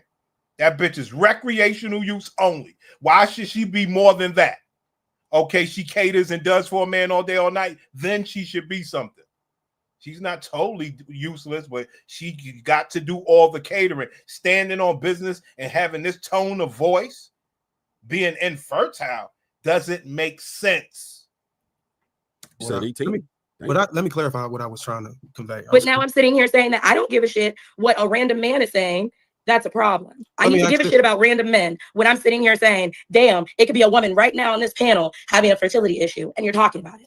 Can I ask you a question? If I told women to wait till they're 30 to have kids, would it still be the same argument of the women potentially having a miscarriage after 30? What do you mean? The same issue or chance or likelihood or whatever of having a miscarriage between 18 and 25 applies to the women between 30 and 40, right? That's not what you were saying. I never. What your point was is that when you wait, the way you made it sound, Darwin, is like a woman having a fertility issue after like mid-20s. That's her fault because. Right. Now, class, this was the part. I'm glad I let it play. Class, you've learned everything, class. Let's listen. They got us fucked up. See, this is one of the examples that I try to teach you guys all the time. They talk to you niggas about pussy like you don't know shit. When a miscarriage between 18 and 25 applies to the women between 30 and 40, right? That's not what you were saying. I never. What your point was is that when you wait, the way you made it sound, Darwin, is like a woman having a fertility issue after like mid-20s. That's her fault because she didn't have a kid at 18 to 23. That was your sum of the shit that you were pretty much saying. That's what the way you heard it, but that's not what I said. That's true. It's true.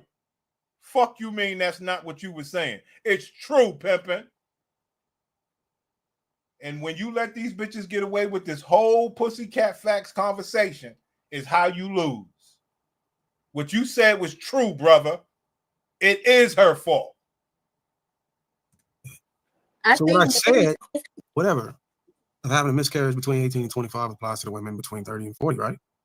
That's not what you were saying. Hold on. We missed a little bit. I thought it was 33, 38. Hold on. As far as we are all up. This will be around how you came and I said it in a much rougher way, but both said the exact same thing that I've been saying for weeks, which is if random men, and I'm not saying y'all, because I feel like I've gotten to know y'all, we've talked, this and you see, no, because it's not like in the forefront of your mind. Why does that bother people so much that I'm sitting here like, you go figure out you, because I'm gonna figure out me. Why do you want me to care about you so damn bad? And not literally y'all, but I'm saying like in general, it shouldn't upset people that some random 20-something-year-old girl in Atlanta, Georgia don't give a shit about you. the same reason why you will want men, even if we're not men. Hearing saying it because they felt like it's true, it's a statistic, it's not an issue. Y'all will be able to handle it. Now I'm telling you to say it. Winnie, do you remember what I said on Bo's panel when you were on there? That was something very offensive that I kept hearing on this panel. There was something very offensive that I kept hearing. Listen. Remember what I said on Bo's panel when you were on there? That was something very offensive that I kept hearing on this panel. Nobody gave a damn about whether it was offensive to women. They kept saying it because they felt like it's true, it's a statistic, it's not an issue. Y'all will be able to handle it. Now I'm telling you the same thing. It's true. I don't care. You'll be able to handle it. What thing are you okay, talking so about? when me, you, Bo, and Papai was talking, we talked about how men kept saying on this platform right here, yeah, women not being able to conceive and need to hurry up and have a baby at 18 is quite offensive to a woman that is like 30 and may have a miscarriage. That didn't stop nobody from saying it though. That is not the same. What? Yeah, you're the one that said it. That is not the same thing. Hold on. Can you repeat what you said? You said it. You said that women start having fertility issues and that's why they need to have kids 18 to like 23 or 18 to 25. Why are the other bitches not concurring? Saying, yeah, girl, that's what's be happening to these old ass pussies. Why are they not saying, yeah, we do be having these issues because these bitches ain't shit. Let's go. And I was like, you realize that could be very offensive for women that are having a miscarriage. And you said, yeah, because that's the point. No. You're getting older and you need to have kids younger. Right. Let me clarify. Let me clarify what I was trying to convey. But now I'm sitting here saying that I don't give a shit what a random man is saying. That's a problem. I need to give a shit about random men.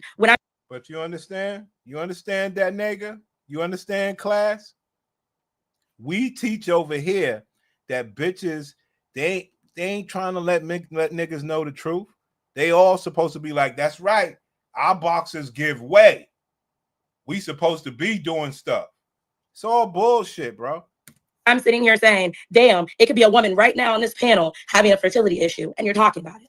Can I ask you a question? If I told women to wait till they're 30 to have kids, would it still be the same argument of the women potentially having a miscarriage? I said, because I was sitting there, driving in the car, and I'm sitting there, no, y'all ain't starting to talk about boxing infertility. And the men they sit there stupid. Marriage after 30? What do you mean? The same issue or chance or likelihood or whatever of having a miscarriage between 18 and 25 applies to the women.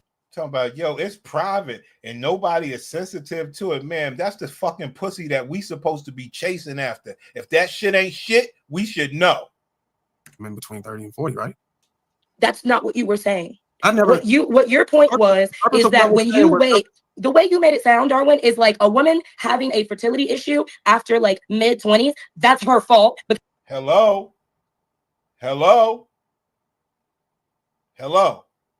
It's the truth. It's a biological box fact.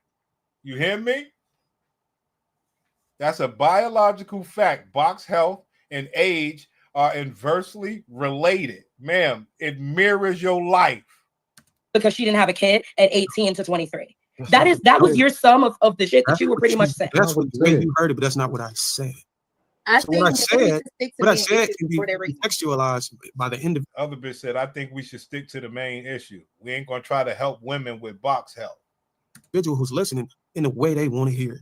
And you cannot blame me or burden me for that, how you discern what I'm saying. That's on you. We can have a conversation. But that's the difference. I didn't burden you about it. Have a conversation. I didn't check you about it. I didn't say nothing about it. I took it to the chin. Now I say I don't give a shit about what other people feel. They can't take it to the chin. That's my whole point. What's healthy for communication to say, I hear what you said, but based on what you said, this is how I interpret it. Is that what you meant? And then I could have been giving you more. We did that 2 weeks ago. Darwin, you are always saying something that is highly offensive to women. We did that 2 weeks ago when we had to talk about the 80 versus 20. And you doubled down on it. We told you, is this what you meant? Because it was hurtful. And you doubled down on it. Ma'am, gladiators don't hurt. I don't know, y'all, I don't know who these people think they are. Gladiators don't hurt. Fuck is wrong with you? Yo, these people are sick, man. What was the other one? 229? She sees things. This is Wix Studio. Built. Yeah, they had brought up the box issue and it kind of pissed me off. Talking about it ain't the woman's fault. Yeah, okay. Functionally doing the same thing. These tools are super helpful and who drives that we are literally known as the puts and reviews your actions and or inactions. Like because if you become, I'm glad you said that one piece about that you think that the gender war is saying it versus a woman saying it's a whole host of things. So I don't take it personal. Loved it. Table right here. All the eloquence and the choice you jingle mother how most of and you do is are we going in general all this out either then you were 39. My we define what feminism came from the outside today. Appreciate your time, brother. Motherfucking mic drop. Loved it. A lot of people who, but upon observing and watching several of the episodes, I really felt like no, I had it right. Trying to come on and go viral and this was that feel that feminist stuff because they don't have nothing like it never had nothing to do with me. It never had anything to do with black women. And so that's why I get mad when men call me a feminist because I'm like, I'm a woman. I don't know, like I don't know what to tell you. Because I don't know anything about that. Nothing. I've never listened.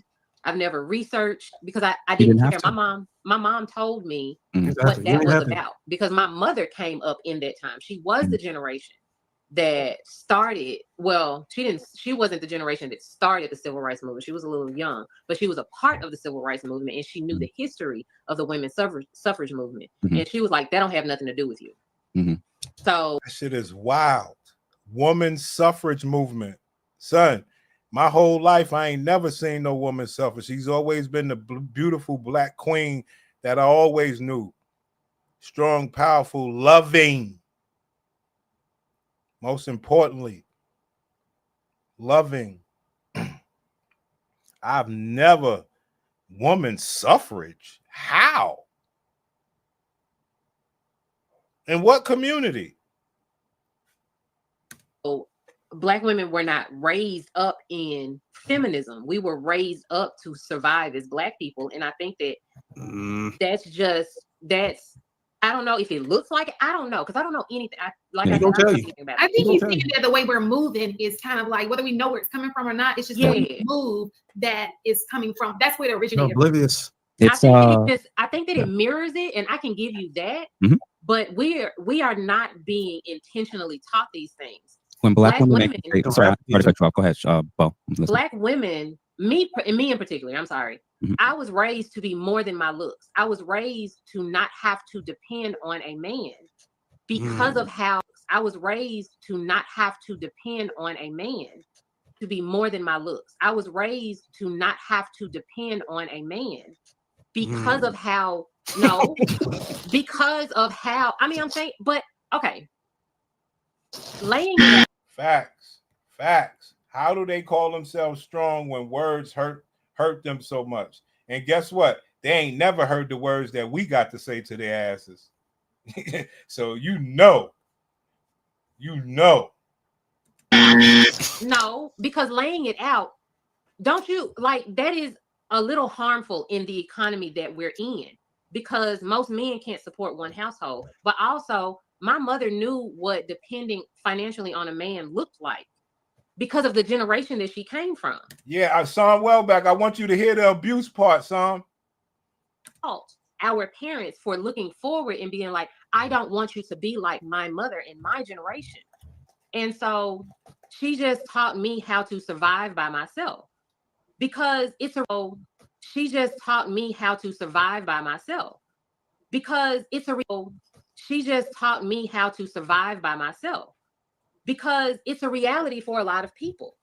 And I don't want to go through all of the reasons and all of the things, because it's a rabbit hole if I'm getting into that. But this is not you don't need a man. She was just preparing me. If she would have prepared you to be a wife, not have one though. That's what I'm saying. If she would have prepared you with the qualities of a wife, based on the market selection, optimized for the selection, do you think they would have been a different outcome? No. You think survival would have been in terms of, I get selected by a suitable partner that has the leadership quality and the capacity economically to be able to care for me? See, it's the men. It's the men have the capacity economically, knowing this bitch, she got a whole inheritance from her granddaddy. Now, I will say, in this economical climate and all this bullshit, yes, everybody should work. But if you didn't, you just would be living poor. But you would have your family, and you would hope that you could do better and make sure you get stuff set up for your children. You'll realize your generation wasn't going to ball out. It was going to be the next one. That's how it works. That man was going to lead the family, and your ass was going to be poor. You ain't doing all that other shit that the other people do, but you got your family, man. But that's unrealistic. And that be looked at as survivability. That's unrealistic. When you realize that's been happening for centuries before. When you are raising your daughters in 2025, it's not true. This is where we are. When you raising your daughters at 2025 with a red dragon tattoo, what they call that stuff, Son Welbeck? A sleeve with a tattoo shoulder sleeve, blonde hair, ma'am, overweight, ma'am. And so I was born in 80. And at that point, the country was going downhill rapidly, economically. And so my mother teaching me how to select a partner that can take care of me and leave, that is a crapshoot. No, what I meant was optimize yourself for that. selection. Not most men cannot afford that. I keep telling y'all, they're picking up Mexican men from Home Depot. They're making $20 and $30 a day. They're living in a house with 6 other couples, making it 14 people in the house. Okay? So all the economical shit you could miss me with, man. How can they do it? And I know you're making more money than them. It's just that our black women are some of the dumbest bitches you ever seen. They fuck up the communities. But let's get to the abuse. Not select.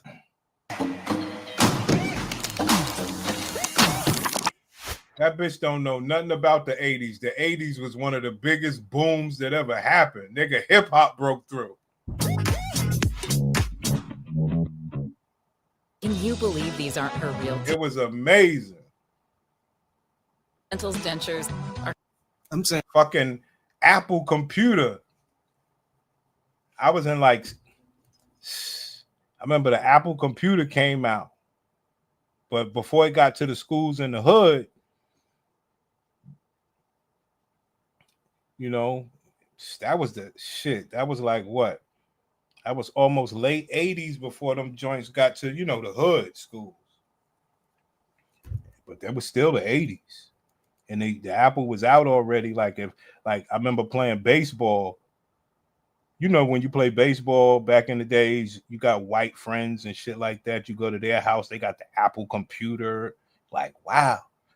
Then them shits came to the school because, you know, we couldn't afford them. Once they came to the school, we was rocking with them Apple computers. But she was a baby. She was just being, you know, she was like, you know, maybe 6, 7 years old by the time them Apple computers hit the hood. schools, but wasn't for her grade. It was only for like sixth and fifth grade, because they wasn't introducing it to those kids just yet. You know? Why do they call the Macintosh book? Why do they call it the Macintosh book? It's weird because Macintosh is like some famous name. Before the computers came out, Macintosh was a big name. I can't tell you where it came from, but Macintosh was a big name. I don't know what was the origin of the motherfucker, but Macintosh was a big name. And I don't know how it incorporated with Apple, but Macintosh back in our days, you would see like Macintosh. You don't know. I didn't know what it was, man. I was a child, man. But Macintosh was a name before it came to, because it never was called Apple. It never was called no damn Apple. It was Macintosh. It was a big name before it ever was a computer. And if she looked, because we can argue that most mothers are not looking at the market when they're raising their daughters. Can we at least agree to that? I don't think that as Black people we can afford to do that to our kids. I don't think as Black people we could afford to do that to our kids, ma'am. So what are the Hispanics doing in this economic climate? What are the Hispanics and the people that's way poorer than you? What are they doing? And you just having a pussy. How is your pussy better and you don't have kids, but they get to have kids? It don't make sense, but these dummies don't understand. Because the average earning potential of a Black person in general. Yeah. So both just to clarify, because I know I don't want to hold everybody up tonight. As a key core example of what you kind of espoused, much of it was feminist talking points and rationale and logic and deductive reasoning. Hello. Everything you said would sound like a feminist, but the women ain't gonna sit there and say, "Yeah, I agree with the brother." You can't talk to these people, dog. They supposed to say, "Yeah, I agree with the brother." So you don't have unity. Which you kind of espoused. Much of it was feminist talking points and rationale and logic and deductive reasoning. And as an example of why no woman can mouth don't open? Why can't no woman's mouth open? Apple was the company in the computer. Oh, Apple was the company. Okay, and the computer was called Macintosh. Okay, cool. Because that's all that we knew back then. We never knew it was Apple. We just knew they had an Apple on it, but it was Macintosh. You're looking at it through the lens of survivability.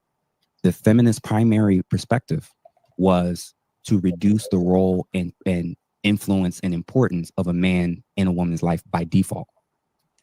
By default. Another way of saying that is feminism is teaching women and has been teaching women about what it means to be autonomous completely from men. So why the women ain't saying I agree? As a child, when you're being taught about how to survive strictly through the lens of through you and through your hands, and not how these Asian and white women today are still being taught, even when going to college, to still prioritize and value not only getting that degree and being able to make and sustain yourself in terms of income, and always have ability to put it through that lens. That's why when you're this much involved in so much double-eyed for the college. But you didn't hear me say that. And I've never been taught that. What? Oh, you have never heard me say I don't need a man. I never say that. You don't say that, Bo. I never say that. You don't say that, but your mom raising you on survival and the mentality of you having to take care of yourself. You're living your life if you don't meet that man. You don't need a man because you can take care of everything. No, I'm not. I am living my life as if there may not be one. But my mother has always tried to get this I need a man out of me because she wants me to understand that may not come. Not that I don't, like, you don't need no man. No, but I need you to be able to take care of yourself. In my Legoland, I'd ride on a dragon and its breath would melt the cloud. Just in case that doesn't happen. She wanted me to be prepared. I have always been the type that I'm like, I need a man. I have always been that type that made myself available, that made myself, and y'all hear me talking like this. It is because of the effort that I have put in. It is because I have been that soft, feminine, soft-spoken, agreeable person. All of these things that you all say women need to be, I have been that. It's me. But I got married. I'm sorry. But for whatever reason, it didn't work out, right? And so, in being that agreeable, soft, serving wife, all of the things, right? Yeah. I had to become the person that you see right now because I know that even if you have a man, they're not always reliable because men are not raised to be husbands. Men are not raised to be leaders. They're raised to be men. But would it matter? Don't lead. Would it matter? Would it matter if men were raised to be husbands? Absolutely. Because hold on, let me just finish that real quick. And I'm just interrupting this quick. Would it even matter if men were raised to be husbands? If in fact the bohems of society was raised to look at men as second fiddle as far as survival. That is not. I really, and the thing is, this is what be pissing me off because I'm not saying that. What I'm saying is my mother taught me to have substance. My mother taught me to stand on my own 2 feet. My mother taught me to have substance. My mother taught me to stand on my own 2 feet in case to have substance. My mother taught me to stand on my own 2 feet in case. She supported the idea that I wanted to be a wife. She supported the idea that I wanted to have a man. My mother was not raising me to tell me that men don't matter. What she was raising me to do is to stand on my own in the case that a man does not come because it is a crapshoot that you're going to grow up and be married. That a man does not come because it is a crapshoot that you're going to grow up and be married. Especially in the society that I grew up in the times that I grew up in. It was not my fault. You all are looking at me as if, oh, your mama raised you to be an independent woman. No, she raised me to do the things that I needed to do in the case that a man did not come along because she was not going to have me out here just picking any kind of man. She wanted me to have my choice. She wanted me to pick something healthy. She wanted me to have my choice. She wanted me to pick something healthy kind of man. She wanted me to have my choice. She wanted me to pick something healthy. She wanted me to be healthy and be self-sufficient so that I wouldn't be a burden on a man and so I wouldn't be dependent on a man because they're self-sufficient so that I wouldn't be a burden on a man and so I wouldn't be dependent on a man because that is a very efficient so that I wouldn't be a burden on a man and so I wouldn't be dependent on a man because that is a very. First of all, you don't determine what's a burden on a man. That's first and foremost. You only determine what burden that he wants you to lighten. The only problem is if he wanted you to lighten the burden by taking your ass to work and paying all the bills, you wouldn't do it. So don't try to act like you can create any other burden in that man's life if he's providing. I mean, these people are wacko. So that I wouldn't be a burden on a man and so I wouldn't be dependent on a man because that is a very vulnerable position to be in and you are vulnerable to be abused. And because my mother was abused, because my mother was abused, because my abused, and because my mother was abused, and you are vulnerable to be abused. And because my mother was abused, because my mother was abused, because my grandmothers were abused, a very vulnerable position to be in, and you are vulnerable to be abused. And because my mother was abused. There you go. You are vulnerable to be abused if a man provides all your bills. When a man pays all a woman's bills, it's called abuse. I've been telling y'all that shit from day one.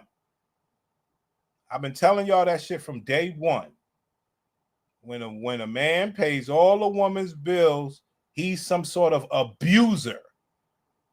And I often say, well, why don't you pay all the bills and not be the abuser? What's the difference? But these are the excuses of why they could just work and not have a man fuck random dicks after random dicks. Vulnerable position to be in, and you are vulnerable to be abused. And because my mother was abused, because my mother was abused, because my grandmothers were abused by men who solely took care of them. She didn't want that for me. My mother was abused because my mother was abused, because my grandmothers were abused by men who solely took care of them. She didn't want that for me. She wanted me to have my pick of a man that could treat me right. And she wanted me to be a woman of substance. That does not mean she never taught me you don't need no man. No man, and you'll never hear me say I don't need a man. And you'll never hear me say that I can do this without I know that I cannot, but I have to. Yo, we fucked up out here. Yo, we fucked up out here, man. Give it up, man. We fucked up. So your mom and your grandmama also can't choose men wisely either. And that's why she got divorced.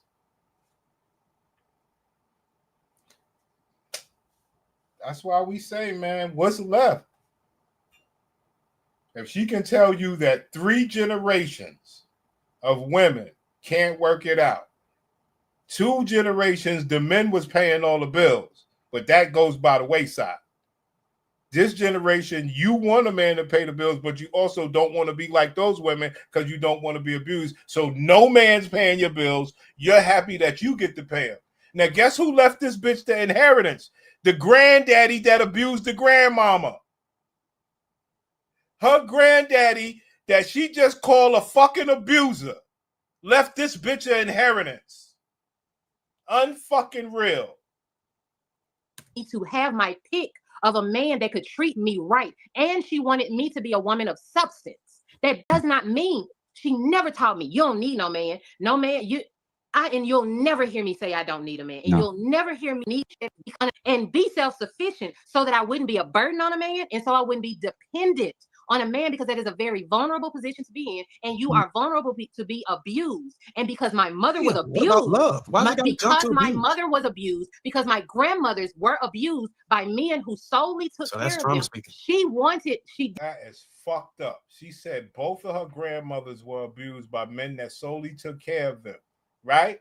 And that one of the granddaddies left this bitch an inheritance. This bitch ain't shit. This bitch ain't shit, son.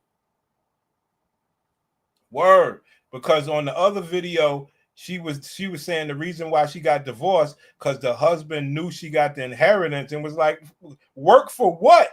Let's hang out. And all this other shit, or whatever the case was, where she was paying all the bills or whatever. And she was like, nah, you ain't wasting my granddaddy's inheritance with me. I mean, this woman is something the fuck else, man.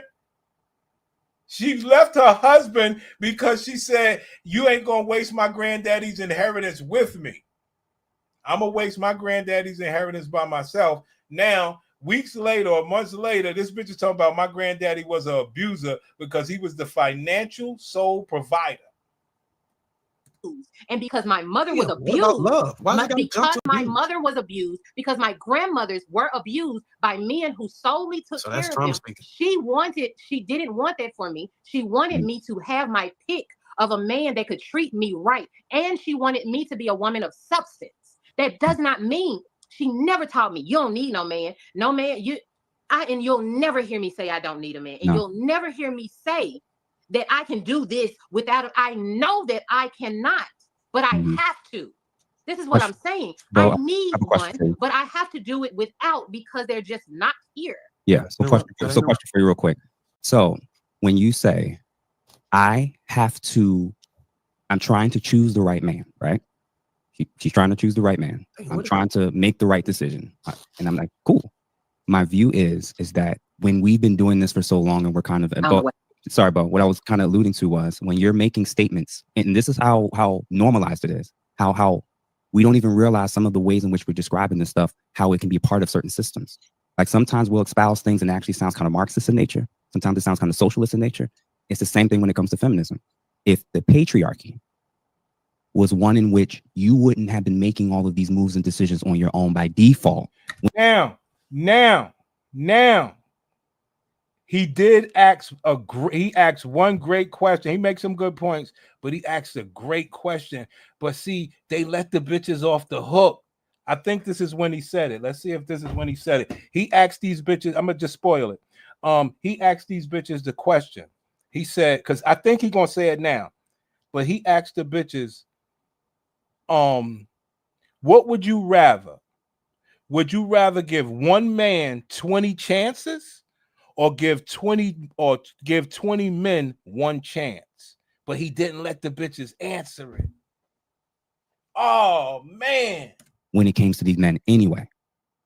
So in order for you to arbitrarily go from man to man to man to date and figure out sexually, emotionally, psychologically, marriage, that is that sexual liberation. That is feminist.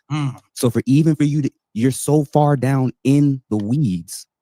Imagine being able to build anything just by thinking about it. Meet Base 44. That's so for you to, you're so far down in the weeds. Yes, you are. That it's almost like it's like somebody who was born just every decision that you made was a product of the sexual liberation movement. Right. You got to pick your spouse. You got to pick who you could have sex with. Right. You could decide if you wanted to get divorced. All what I'm saying is a patriarchal, and I'm not saying patriarchy is fine. A father, a grandfather, out of emotion. Unless you think you're, how old are you, Bo? I'm 44. Okay. Unless you think that your mate selection option choices is incredible. From when you started dating till 44, there was supposed to be a buffering factor so that you're not 44 years old still having this conversation. Wow. I think you're going to say it now. The issue is not that you're stupid. The issue is not that you're immature. The issue is all these ancient civilizations that did it a different way. We in the modern world think we're smarter than them. Maybe happening. And I'll give you an example. When I talk to women about this whole things not working out, in and out of relationships, lengthy periods where they're just not having success. And when I'm finding out what's the reason for why you're leaving, this guy doesn't communicate, this guy cheated, this guy this guy that. And I asked them a simple question. If you had to choose between one man that you gave 20 chances to or 20 men that you give one chance to, which would you choose? Now, he was supposed to force them to answer that. He was supposed to force them to answer that question. That's a great question, King. That's a great question, okay? He was supposed to force their hands on that, dog. You understand me? That was a great question.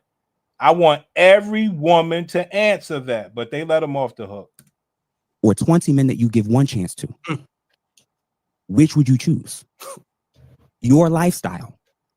And I'm not saying you, I'm saying women's lifestyles that are single for that are off and on and not successful long-term for 10, 15, 20 years is that they're choosing the option B.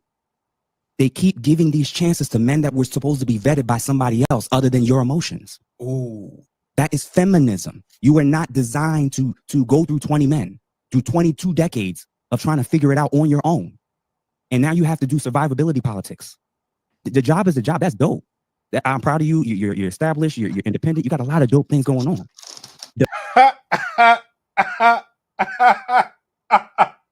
Yeah, that's what you call a jab, a swift jab. Ma'am, I like what you're doing. I'm proud of you. You got it going on. You got your job. Nobody can take your pride. Nobody can hold you down. I mean, that's a jab. That's what you call a jab. Dope. And now you have to do survivability politics. The job is a job. That's dope. I'm proud of you. You're established. You're independent. You got a lot of dope things going on. That's a jab. Process of what you were doing between dating, sex, marriage, situationships, all that trauma and disappointment, somebody was supposed to stop that shit. That's kind of sort of the questions that I always ask. Okay, ma'am, how many more eggplants do you think you'll have to go through before you say, yo, this is the last eggplant that I'm going to do? How does this work for you bitches in this pussy? All that trauma and disappointment, somebody was supposed to stop that shit. And you were never designed to do this.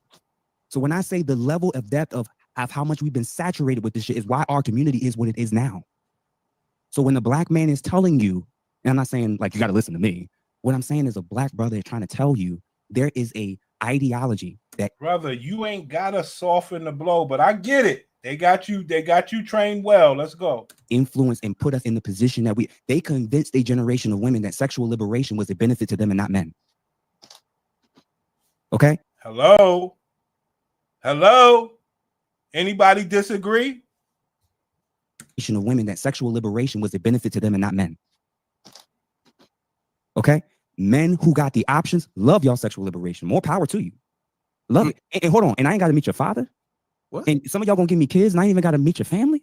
I don't even got. Oh, I love this feminism. Give me more of that. Well, we tell you niggas, get that pussy. We know they ain't about shit. Let's go.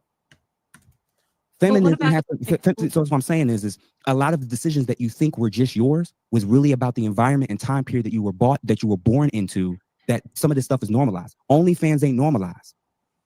Having double-digit men over a 20-year time period ain't normalized. Uh-oh. Having double digits, giving you your body count. No. I don't need to know your body count. I know what you niggas average. Double digits over 20 years is the average for black women or women in America. Not being able to know who the father of your child is ain't normalized. Being the least married demographic is crazy when we had the highest during Reconstruction. When they was abusing women. When men were paying all the bills, they were deemed as abusive. So much where we got into now is because of feminism. I do have a question for the ladies on the panel, right? Because I hear both, and I understand that her mother and her grandmother went through some things that would influence her decisions as to how Bo was raised. What? They got abused and her granddaddy left her fucking ass an inheritance. She was a baby. What did she give a fuck about? She didn't get abused. That nigga, he paid you off. Unbelievable. So I have a question to the women. Let's say for the sake of argument, I grant the argument that love to take my dog Coco on the go. That's usually when I get somebody's urgent email. The features a lot. Ain't like you say, ain't like, hey, son, well back. Ain't like the bitch said, nah, granddaddy was an abuser. I ain't taking that inheritance. Who the fuck you think you talking to, man? Yo, son, we keep it very, very simple over here. Ma'am, if granddaddy was so bad, you were supposed to denounce the inheritance. You're supposed to denounce the throne. Bitch, you ain't shit, bitch. Talk about that man like he ain't shit, but you didn't denounce the inheritance. I'll be damned. A lot of women, there were a lot of women that were put in very vulnerable situations that were taken advantage of. Yeah. Do you believe I'll be damned. that given time, men would have been able, if y'all came to men and told us that this was an issue that y'all were having, that men wouldn't have picked up the totem and tried to solve it? I would say, honestly, when I was growing up, the men that I had around me, no. Mm-hmm. Because I'm just saying, not just men around you, but society at large. Do you think that we would have picked up the totem and found a way to try to solve that issue? Sweeney, let me say this. If I felt that the men that I had closest to me in my life who loved me and were supposed to support me and care for me wouldn't do it, then why would I look outside of that? Mm-hmm. Because if the people that's closest to me aren't as active or I don't feel I can turn to them, why would I? This is what we talking about, man. It's so funny. Because I like, if you want to blame the bad on TV, it's plenty good on TV that you could take from. But you want to take the bad route. That's why you snuck around and got your virginity broke without your mama and them knowing. So don't try to tell me men wasn't around to help. You still snuck around and got your virginity broke on your loyalty to your mama. You could cut the bullshit. This shit ain't about all that. It's about environment and who wants to be hip and in the in crowd. We all wanted to be a part of it. We know how it went, man. Love me and were supposed to support me and care for me wouldn't do it, then why would I look outside of that? Mm-hmm. Because if the people that's closest to me aren't as active or I don't feel I can turn to them, why would I turn to a stranger? Why would I think that you would care? I agree. If I could ask for a clarification, so that's bullshit. That's why you went snuck and broke your virginity and had all this fucking before your mama knew. Cut the shit. When you say the man closest to you, do you mean the man that you were romantically involved with? No, or like if your father, like if some dude put his hands on you and you went and you told your father that this man put his hands on you, your father would tell you. So whoever's here get to hear this story. My gladiator told me the other day. If her mother didn't make her babysit her younger brother when she was, a teenager, she would have been, an early mom, because she was well known and boys liked her and everything, and she would have did her thing. You know what I'm saying? She was like, she had to wait till she got to college, you know. She said if her mother didn't make her babysit her little brother, she would have most certainly been a teen mom or something like that. So these bitches just lie. You understand?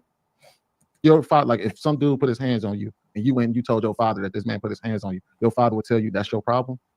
Not that he would say that's my problem. My specific situation, my father was in the military, so I grew up without my father around. My father was in the military, so I grew up without my father around. So that means when he died, you're gonna get some money. So let's not lose sight of that. So by him not being around, will you denounce the inheritance? Let's cut the bullshit. Would say that's my problem. My specific situation, my father was in the military, so I grew up without my father around. He was in active duty.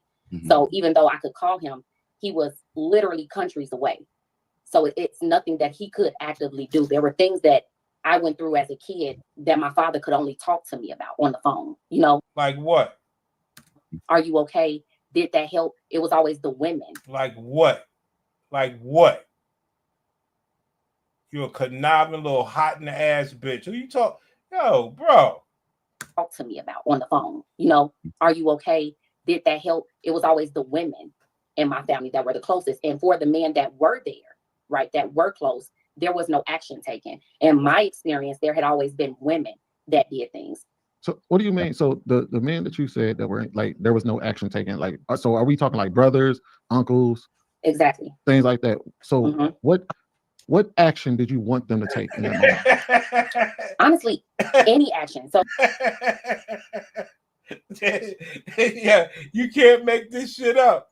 What action do you want these men to take? That bitch said any action. What action did you want them to take in that moment?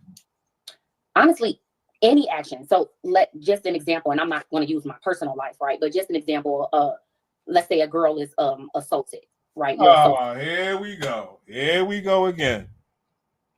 Everything is violence with these people. Why you think we call them gladiators? Everything is violence, man. I mean, it's outright ridiculous, man. To somewhere, and you go and tell your family members, and the women jump up. To secure victory, drivers in F1. Hey, yo, man, thank you niggas for watching. This little portion that she talking about is going to lead us, segue us over. Where is it? Let's call the police. Let's do this.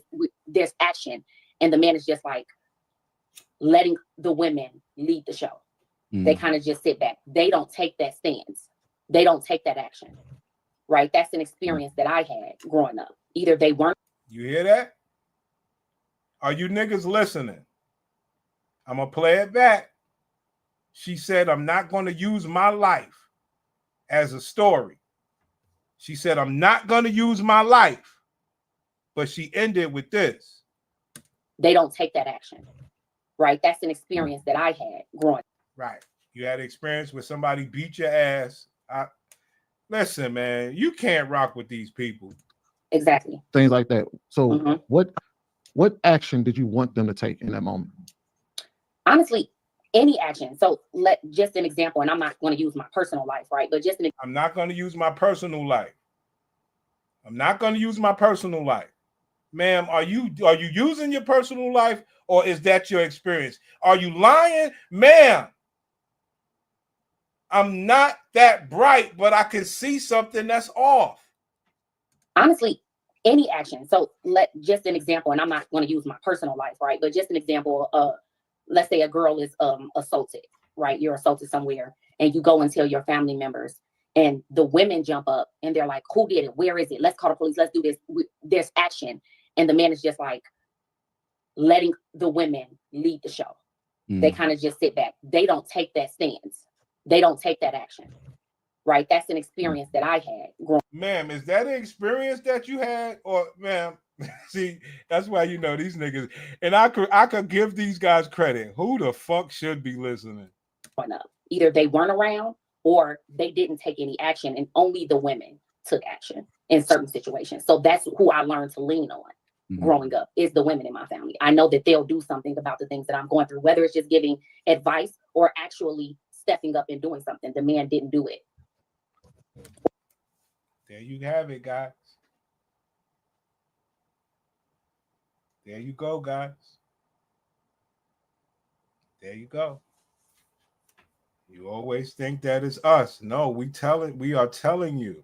These people think the worst of your silly ass. They think you niggas are just as dilly, as Dally, as Sally from the Valley. They think you are just a bozo. Other people at the expense of our mental balance. So being a strong Black woman, I say that we've learned how to master. I've learned how to master that word no. No without explanation. It's just no.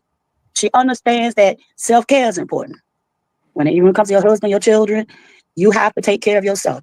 Rest is necessary. She's a problem solver because we know the Black woman, everybody comes to us with their problems, even our husbands. And when they make a mess of stuff, our children, we have to be able to problem solve, critically think, work things out. So it becomes, and I'm just going to say this, I think that's something God has gifted us with. That's a God-given thing to us. It has something to do with our color. I do believe he gave us a little bit of extra something because he knows what comes along with your skin color. If you're a woman, you're Black, you may be dark, light, whatever. But I do believe he's graced us with certain kind of strength, endurance, resilience, love, humility, and how to apply those things in our lives. So I have nothing else because the ladies, everything. Well, good. You know, you did great there. And if y'all seen any of my to get resilience, a Black mother than any other mother out there. So, A lot. And that's what I want to hear right here. In what ways has the world demanded resilience from Black women specifically, but denied them rest? Let's get some specifics. So let's start with Lisa on this one. I mean, just to build on to everything we talked about initially, but the world expects resilience from us, but doesn't allow us to rest. We live in a country that was built on free labor, right? And they make no problems about it. They don't even care. So to ask for free labor, like I work with women every day who are doing the jobs of 2 and 3 women, 2 or 3 people, not just women, 2 or 3 people, and getting paid for the job of one, but also told that they're not doing enough. Literally, I can work with somebody who is on medical leave. Once that person goes on medical leave, they got 4 or 5 people doing that one person's job. But meanwhile, while that woman was sitting there, and it's funny because some Black women challenge this. So even we don't even always understand how we internalize this drive, this workhorse. Like keep doing, keep serving. We've been brought up to serve. We've been taught to serve, and we to a degree we enjoy serving. Like that is a part of culturally who we are, who we become. But then it's like it's almost exploited. So keep doing, keep going, keep being, and then just that you have to be this unbreakable figure, that you can't be vulnerable. And when you do say, ouch, you're being dramatic. Yeah. So then you get gaslit. Yeah. So if I can't jump in there, I want to say this while I'm thinking. Nothing moves in this country without the Black woman. Nothing. And our country knows that. Nothing. So let's be specific on that, if you don't mind. Okay, so let me just use for example. Guys, I just want you to understand this. You know? Nothing moves in this country without the Black woman. Why? She's a workhorse. She does the job of 5 human beings, leaps a building in a single bound, catches bullets with her teeth. One problem, though. That box is just a failing. That box is just a failing. You understand me? But I like for you brothers to hear how your sisters think about you. Our country knows that. Nothing. This country depends. I'm going to just use for example. I'm going to go back a little history. When the white woman wanted the right to vote in the 1920s, who did she recruit? Black women. Ida B. Wells. When the white women wanted to win the right to vote in this country, who did she recruit? Black women. Listen up. When the white woman wanted the right to vote in the 1920s, who did she recruit? I'm gonna go back a little history. When the white woman wanted the right to vote in the 1920s, who did she recruit? Black women. History. When the white woman wanted the right to vote in the 1920s, who did she recruit? Black women. Ida B. Wells, everything with Cookman. They gave the impression that our women would have the same opportunities. They gave the impression that our women would have the same opportunities. To do what? To do what? Now, this is all tied in with all the videos and everything that we've been talking about today. This is all tied together. Feminism. This is where it started. Everything with Cookman. They gave the impression that all women will have the same opportunities. Okay, and then I'm gonna use another example. During the civil rights women's movement, when they wanted the right to have a bank account, houses, they came to us because we know the blueprint, we know how to plan, we know how to mobilize, we know how to recruit, we know that when we are favored and people respond to our call to action. Teenagers are building businesses with AI. While bitch ain't say nothing about family. It's 2025. Every time we have an election, they come and get us. Every time we have an election, the white people come and get us.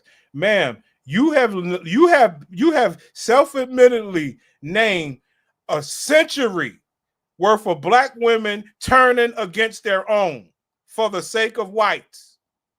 You have just named a century of black women going out of control.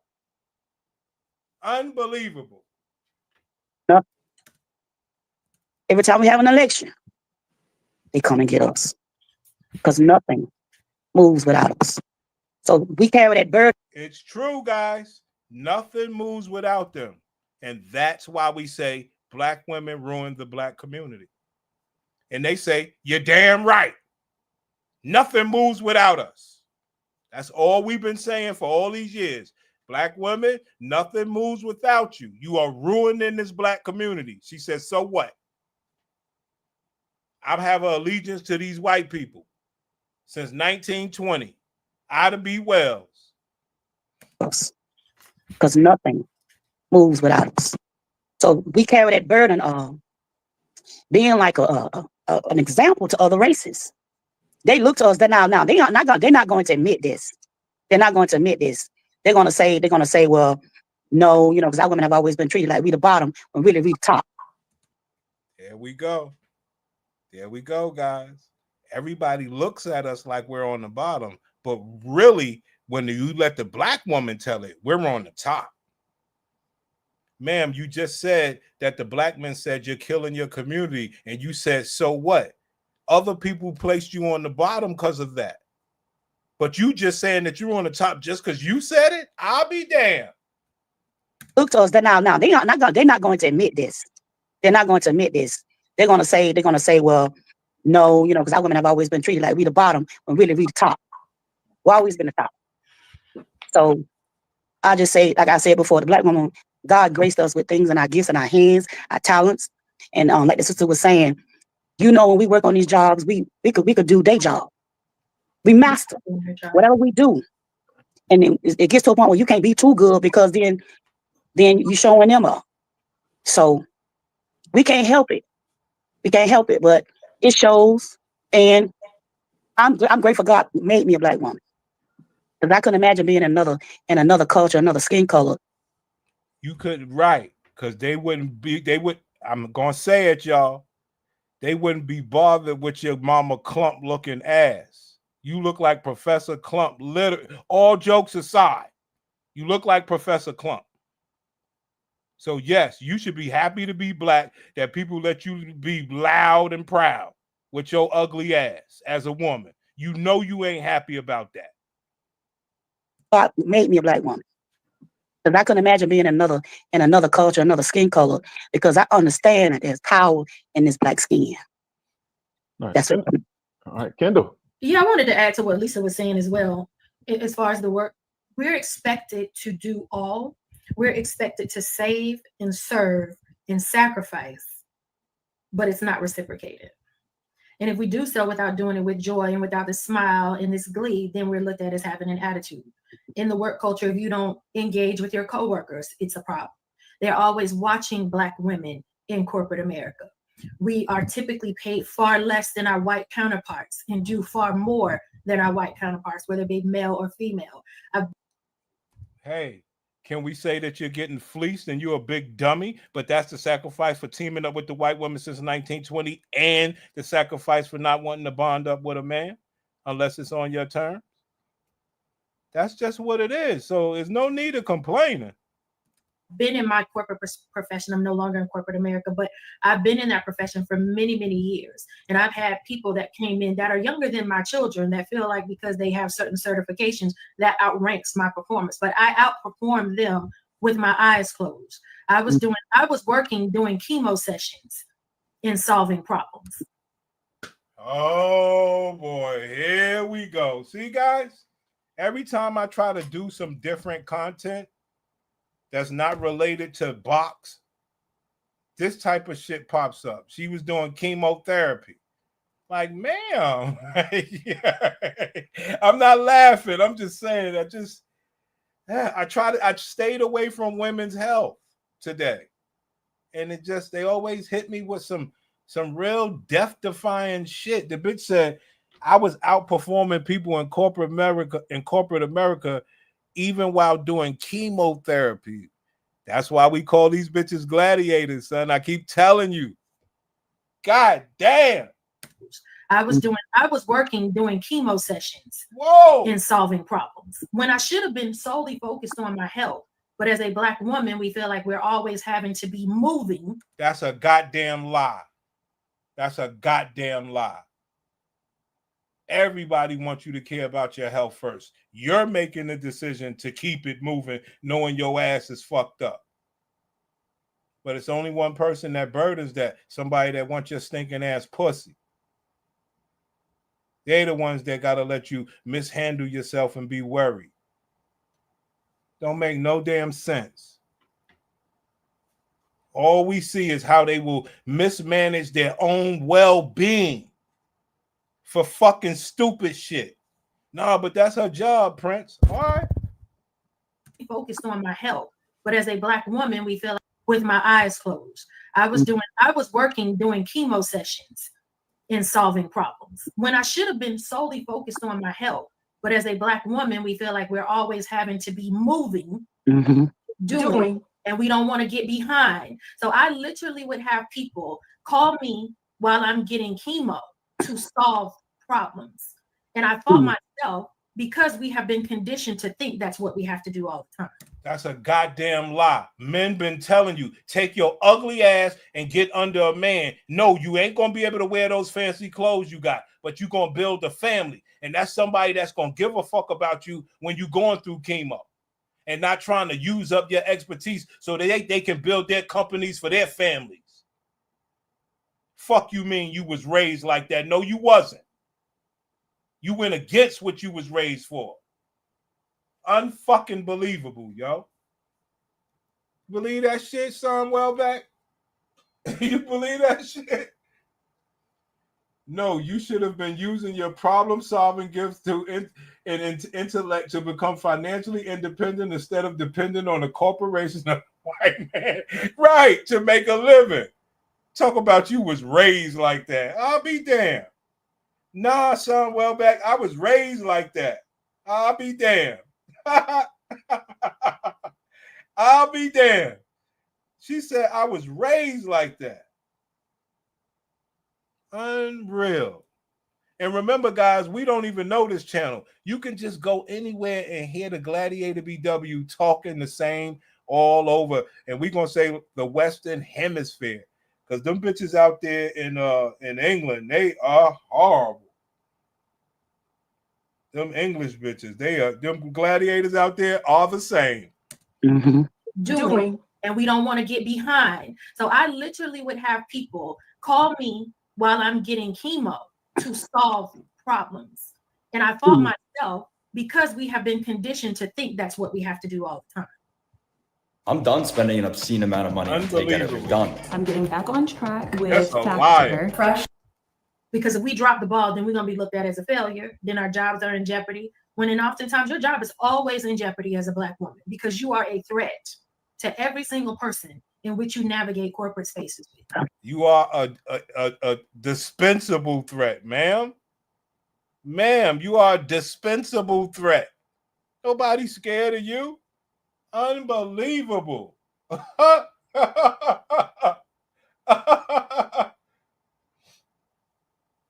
Yeah, man. I don't really want to go to the UK, but I would love some UK.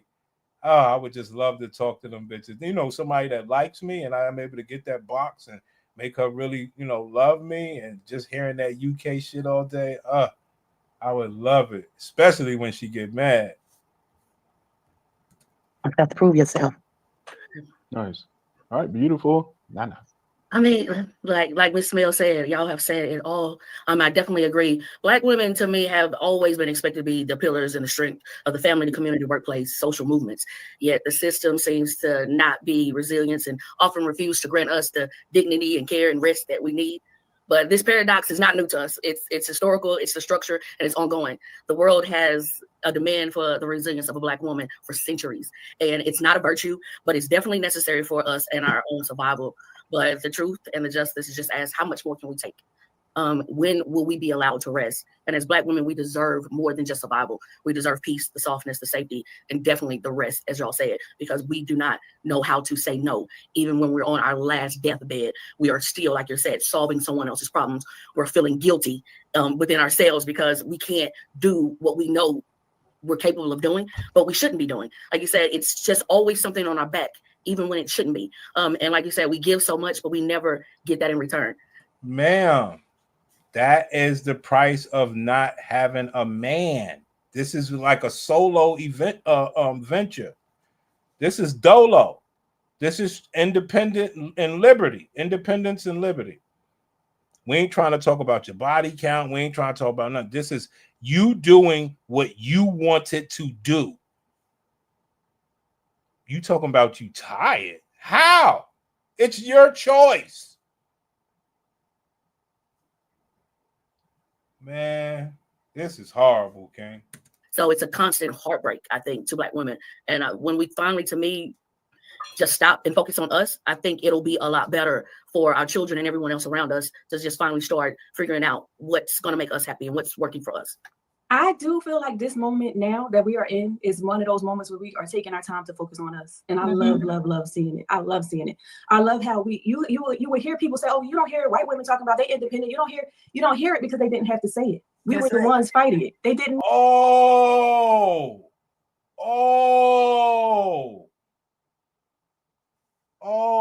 shit.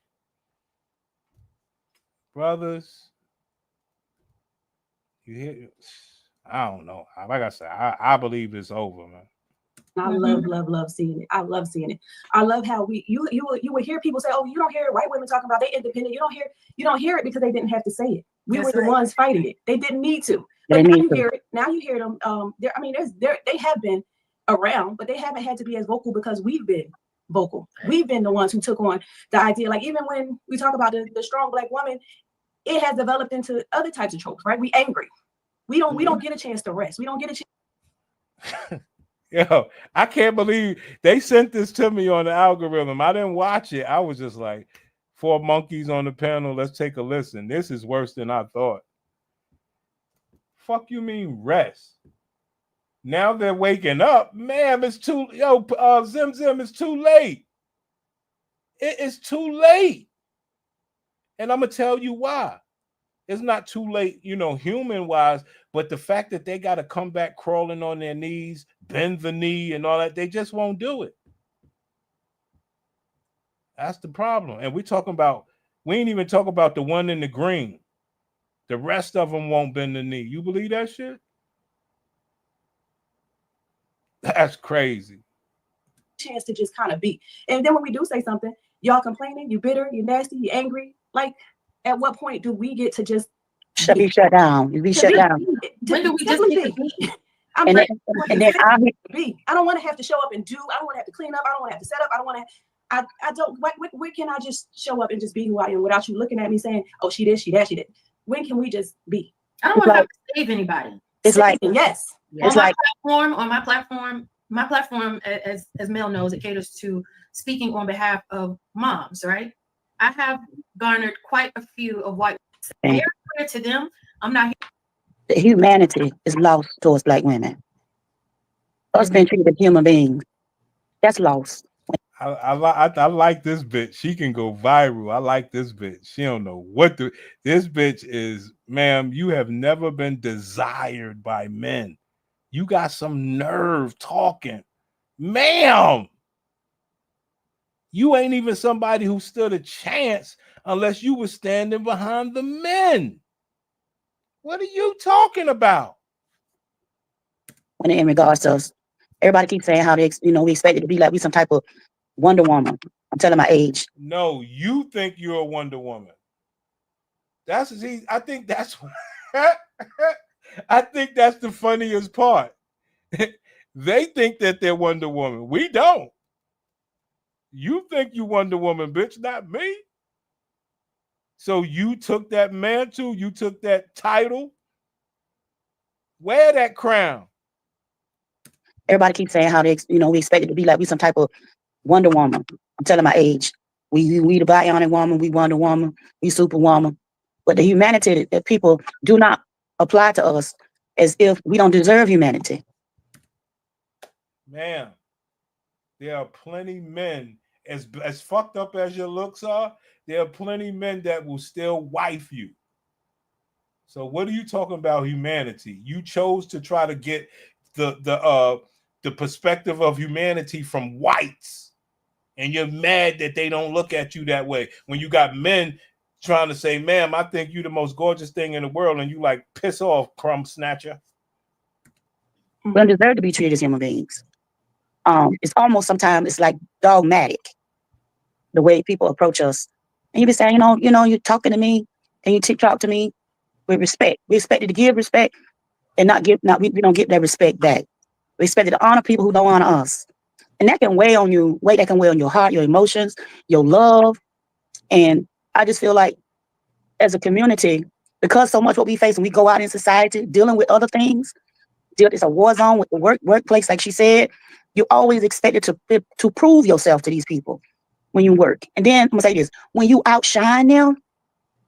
Let's talk salary. Great. What do you typically offer for this role? Shit is embarrassing, man. It's embarrassing. It's a problem. It's always sometimes like you have to minimize yourself so you won't make others feel inadequate.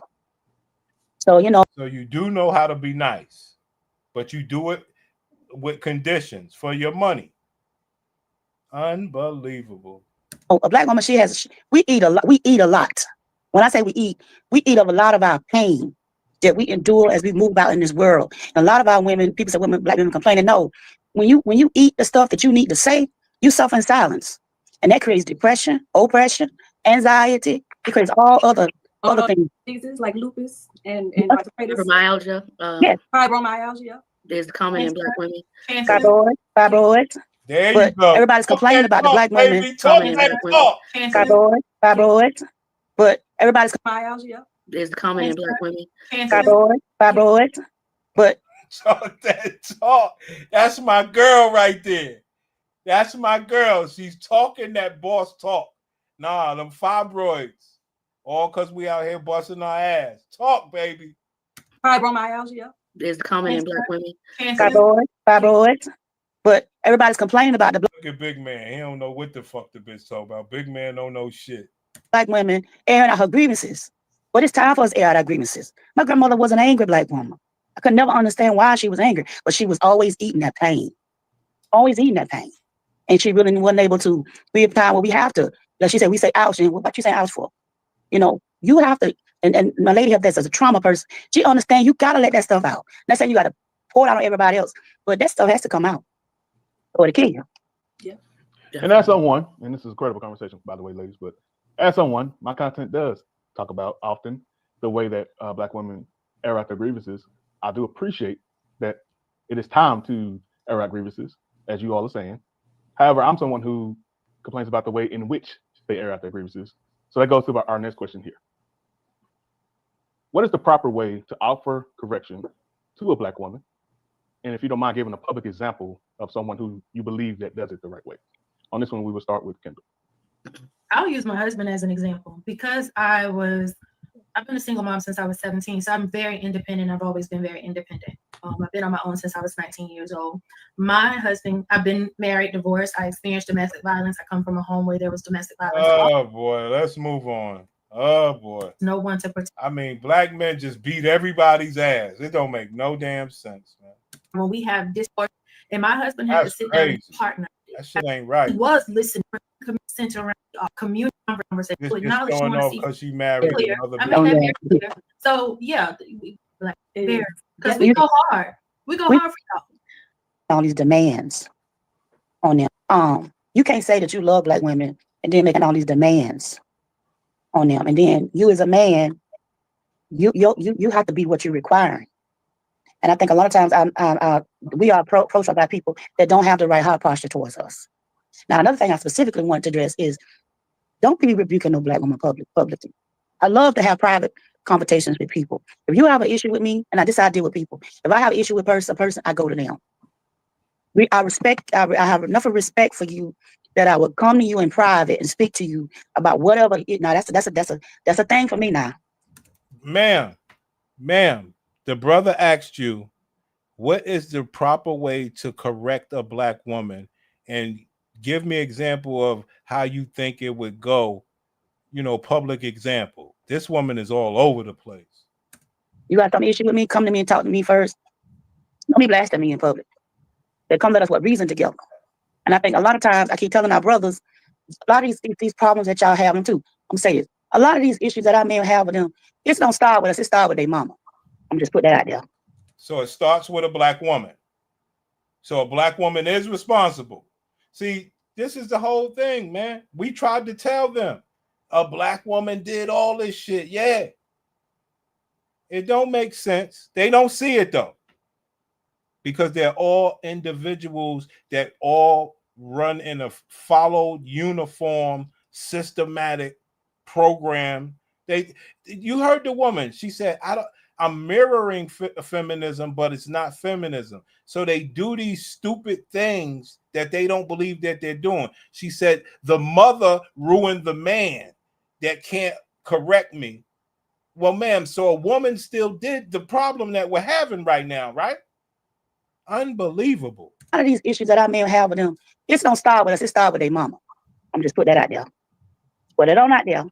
Starts with the person that gave birth to you. And you are not, I've often told me, if you had a problem with me, go sit down and write your mama a letter. Have a conversation with her because your problem is not with us. It starts with her. So are you a black woman? So which generation of black women would be the good ones? So that means if you meet men, you gotta go meet their mama. Ma'am, this is the cycle of doom that perpetuates the same garbage we've been living in for decades. Now the problem is you don't give a fuck. Because that's the first person to teach you what love is, first person to teach you what love is not. So I think black women can be corrected, but they have to be, it's the approach. Now I'm gonna say something. I noticed a certain age group. There's an old Spanish proverb. Brothers, we have some of the sickest people in our community. 30. Now the issue I have, I'm just saying this. They don't respond to love and correction at all. I'm a retired teacher. They don't respond to it's the disrespect sometimes. You know what I'm saying? I'm telling you this, and I have to represent and say, look, sister, I love you, but you out of order. And I understand that you giving it out, you're gonna get it back. But a lot of times we trying to correct young, and I'm gonna say what the Killing said. A lot of our young women have been raised up, they haven't been groomed in correction. My parents were very strict with correction. My mother was strict, my dad. So I'm used to the sound of correction. I respond to it. But the fact that you have some women that have not grown up with that, there goes that grace. There goes that love. And I just want to say, ladies, a lot of times I don't think our men know how to correct us in love. People around us, a black woman she's a sensitive creature. She's sensitive. And I think there's a way to correct anybody. You can't correct her like she's a child because she's not finna respond to that. It has to be from a posture of true love, concern, and humanity. Translation: tiptoe, watch your mouth, but basically shut the fuck up. Are you kidding me? Are you kidding me? She said a sensitive creature. Hey, you make me the fuck laugh. Ain't no sensitive being could operate and do the sort of fucking invasive shit that these bitches do to their anatomy. Impossible. Sensitive to what? To what? Crack cocaine? Fuck. Are you kidding me? They go all the way up to there. Are you kidding me? I'll be damned. Sensitive. Yeah, brothers, that is the type of rhetoric that our sisters have been programmed with for the past 100 years. 1920, Ida B. Wells joined forces with the white people so that black women can have their way. Guess what they did? Destroyed everything Ida B. Wells and them worked for. Destroyed it. Destroyed everything.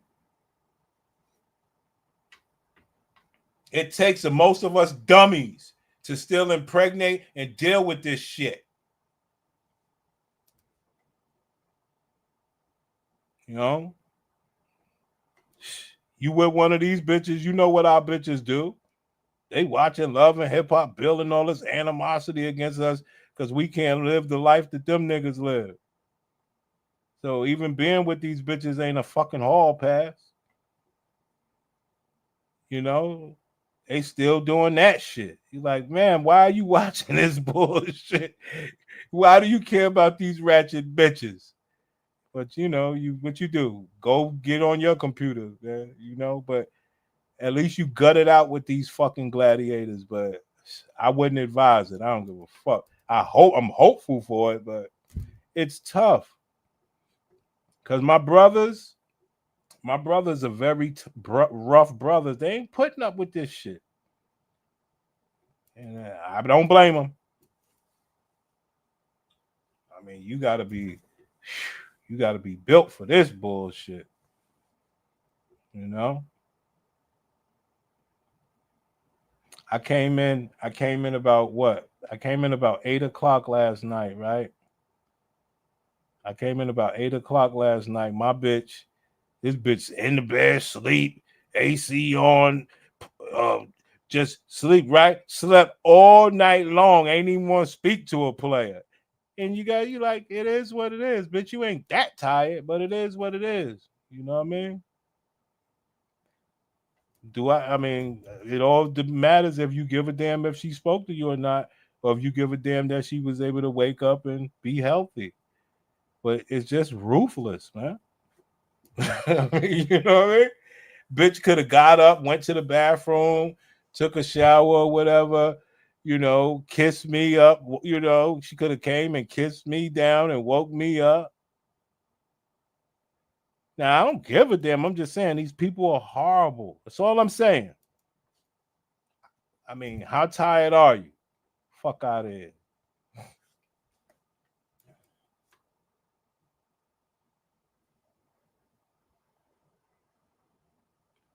So even being with the gladiators.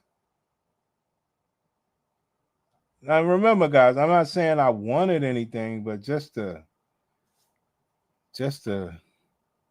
is you always got to be ready for any moment. You know, it could just be like that. You know what I mean? So that's what I'm basically saying. At any moment. Now the problem with you mean niggas is how do you accept that?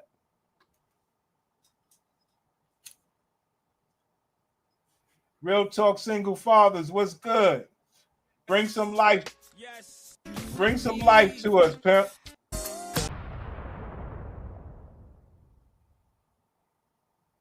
All right.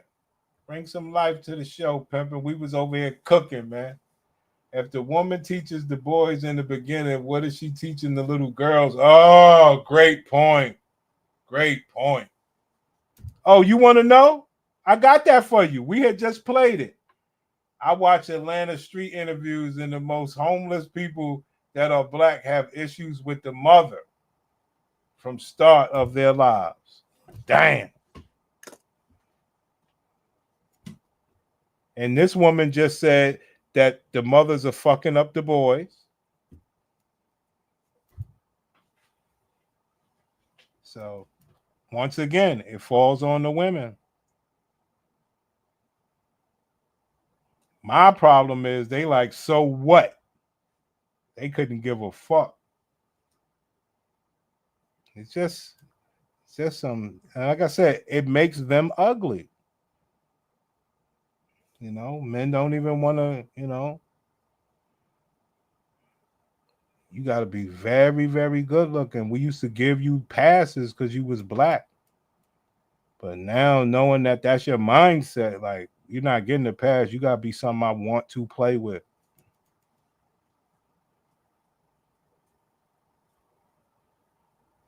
You know? Luckily for these bitches, I'm one of the brothers in this live stream that has more of a wider range of beauty than you brothers. You know, still picky, but never know what I could be attracted to on a particular day. All depends on what her money look like. You know?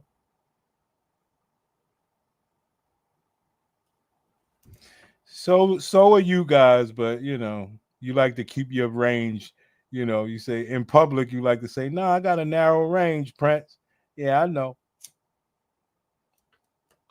I'm the only one out here with the wide range, right? Okay. Fine. Fine. Let me play this for Real Talk Single Fathers real quick. Show this nigga where feminism came from. I mean, what the mothers taught the daughters.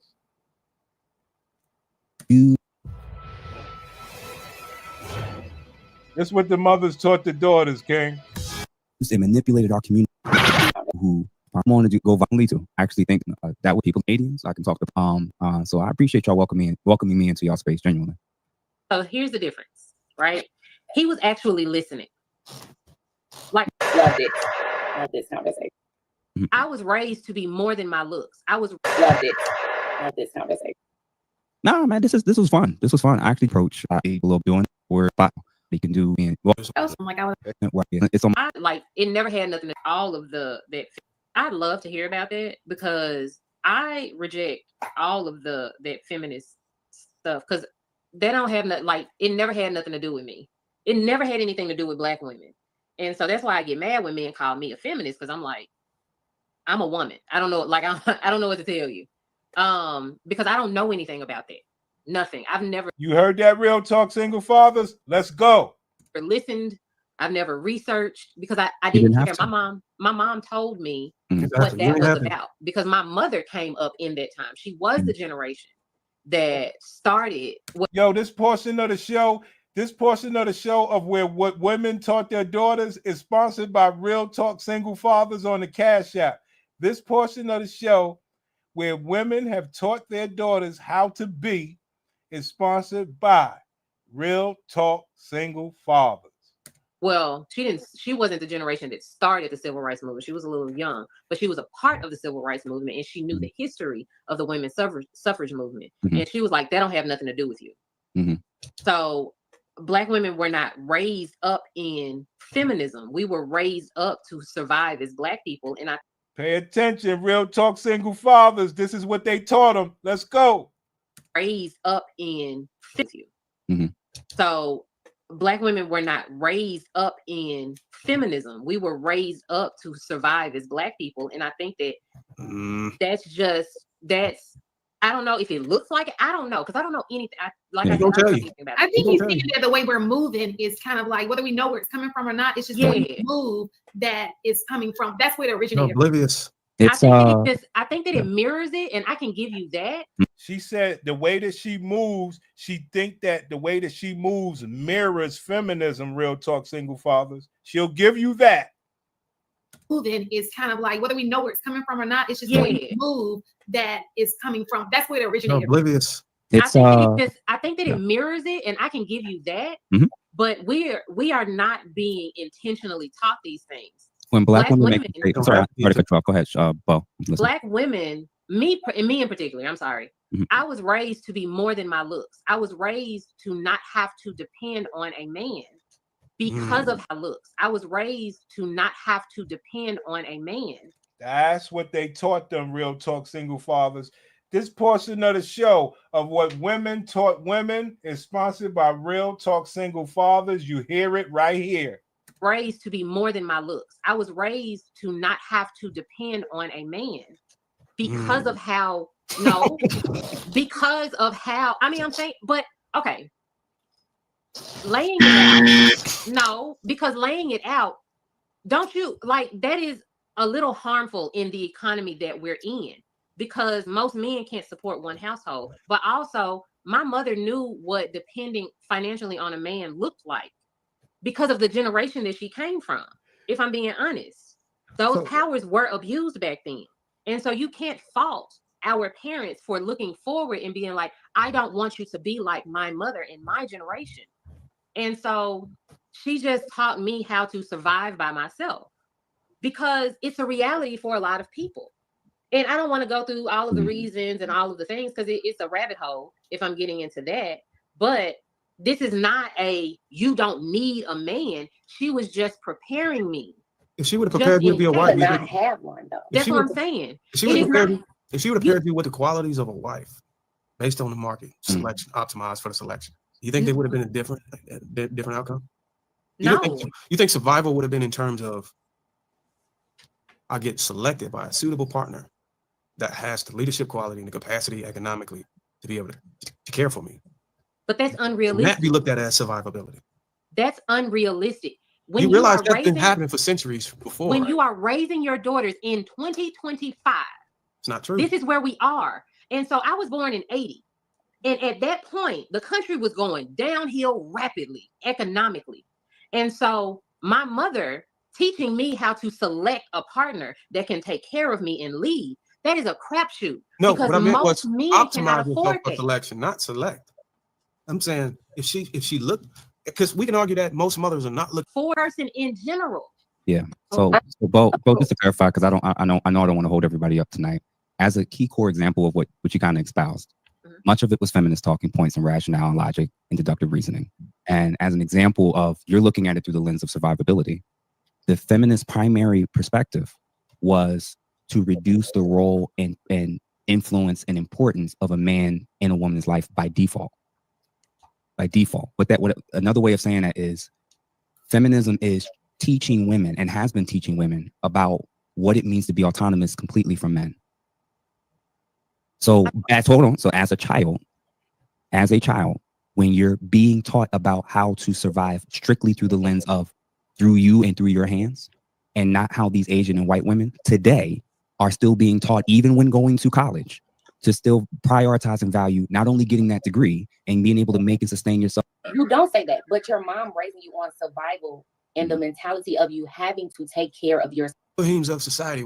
What I'm saying is my No, mother I'm just taught asking me the question. to have substance. My mother taught me to stand on my own 2 feet in case. She supported the idea that I wanted to be a wife. She supported the idea that I wanted to have a man. My mother was not raising me to tell me that men don't matter. What she was raising me to do is to stand on my own in the case that a man does not come, because it is a crapshoot that you're going to grow up and be married, especially in the society that I grew up in the times that I grew up in. It was not my fault. You all are looking at me as if, oh, your mama raised you to be an independent woman. No, she raised me to do the things that I needed to do in the case that a man did not come along, because she was not going to have me out here just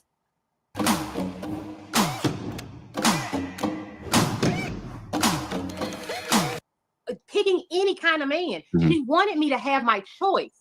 She wanted me to pick something healthy. She wanted me to be healthy and be self-sufficient, so that I wouldn't be a burden on a man, and so I wouldn't be dependent on a man, because that is a very vulnerable position to be in. Burden on a man, and so I wouldn't be dependent on a man, because that is a very vulnerable position to be in. Be a burden on a man, and so I wouldn't be dependent on a man, because that is a very vulnerable position to be in, and you are vulnerable to be abused. And because my mother was abused, love? Why because my mother was abused, because my grandmothers were abused by men who solely took care of them. She didn't want that for me. She wanted me to have my pick of a man that could treat me right, and she wanted me to be a woman of substance. That does not mean, she never taught me, you don't need no man. No man, and you'll never hear me say I don't need a man. And you'll never hear me say that I can do this without, I know that I cannot, but I have to. This is what I'm saying. Bo, I need one, but I have to do it without, because they're just not here. Yeah. There you go, real talk, single fathers. Now that is what you call speaking for the masses. This is not the time where we're going to say, oh, no, that's her individual stance. Hell no. That's what you call speaking for the masses. Well said, sis. Well said. That is how she was raised. This is what happened. Safety net, so you ain't got to really listen to a man. You leave it anytime that you want. Question for you real quick. So when you say, I'm trying to choose the right man, right? She's trying to choose the right man. I'm trying to make the right decision. And I'm like, cool. My view is that when we've been doing this for so long and we're kind of, sorry, but what I was kind of alluding to was when you're making statements, and this is how normalized it is, how we don't even realize some of the ways in which we're describing this stuff, how it can be part of certain systems. Like sometimes we'll espouse things and it actually sounds kind of Marxist in nature. Sometimes it sounds kind of socialist in nature. It's the same thing when it comes to feminism. If the patriarchy was one in which you wouldn't have been making all of these moves and decisions on your own by default when it came to these men anyway.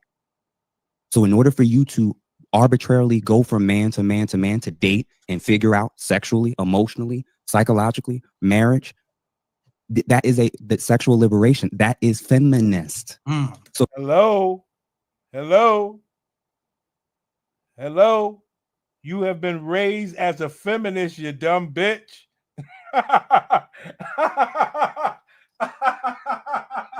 Ma'am, if you didn't identify what feminism is, I don't think anybody else could do it any better. I ain't gonna lie. You said everything that is needed to be said. It was passed down generationally, right? And just everything that everyone knows feminism to be. I mean, it was perfect.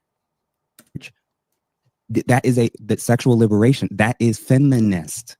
So for you to, you're so far down in the weeds that it's almost like it's like someone had to teach you certain things. What I'm suggesting is it's not the issue about the job. It's not every decision that you made was a product of the sexual liberation movement. You got to pick your spouse. You got to pick who you could have sex with. You could decide if you wanted to get divorced. What I'm saying is a patriarchal, and I'm not saying patriarchy is fine. What I'm saying is the opposite of what you did would have been a father figure, an uncle, a father, a grandfather. They would have been a buffer from you making some of the decisions that you made, that you felt that you made out of emotion, out of feeling. Oh, hold on. One more for Real Talk Single Fathers. I got this other part for you because you've been taking a lot of classes over here.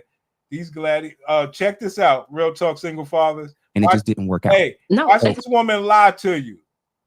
Watch this bitch lie. Does that bother people so much that because I feel like you $1 to every single homeless person you see? No, not really y'all, but I'm saying like in general, it shouldn't upset people that some random 20-something-year-old. We are not participating. You remember what I said on Bo's panel when you were on there? That it was something very offensive that I kept hearing on this panel.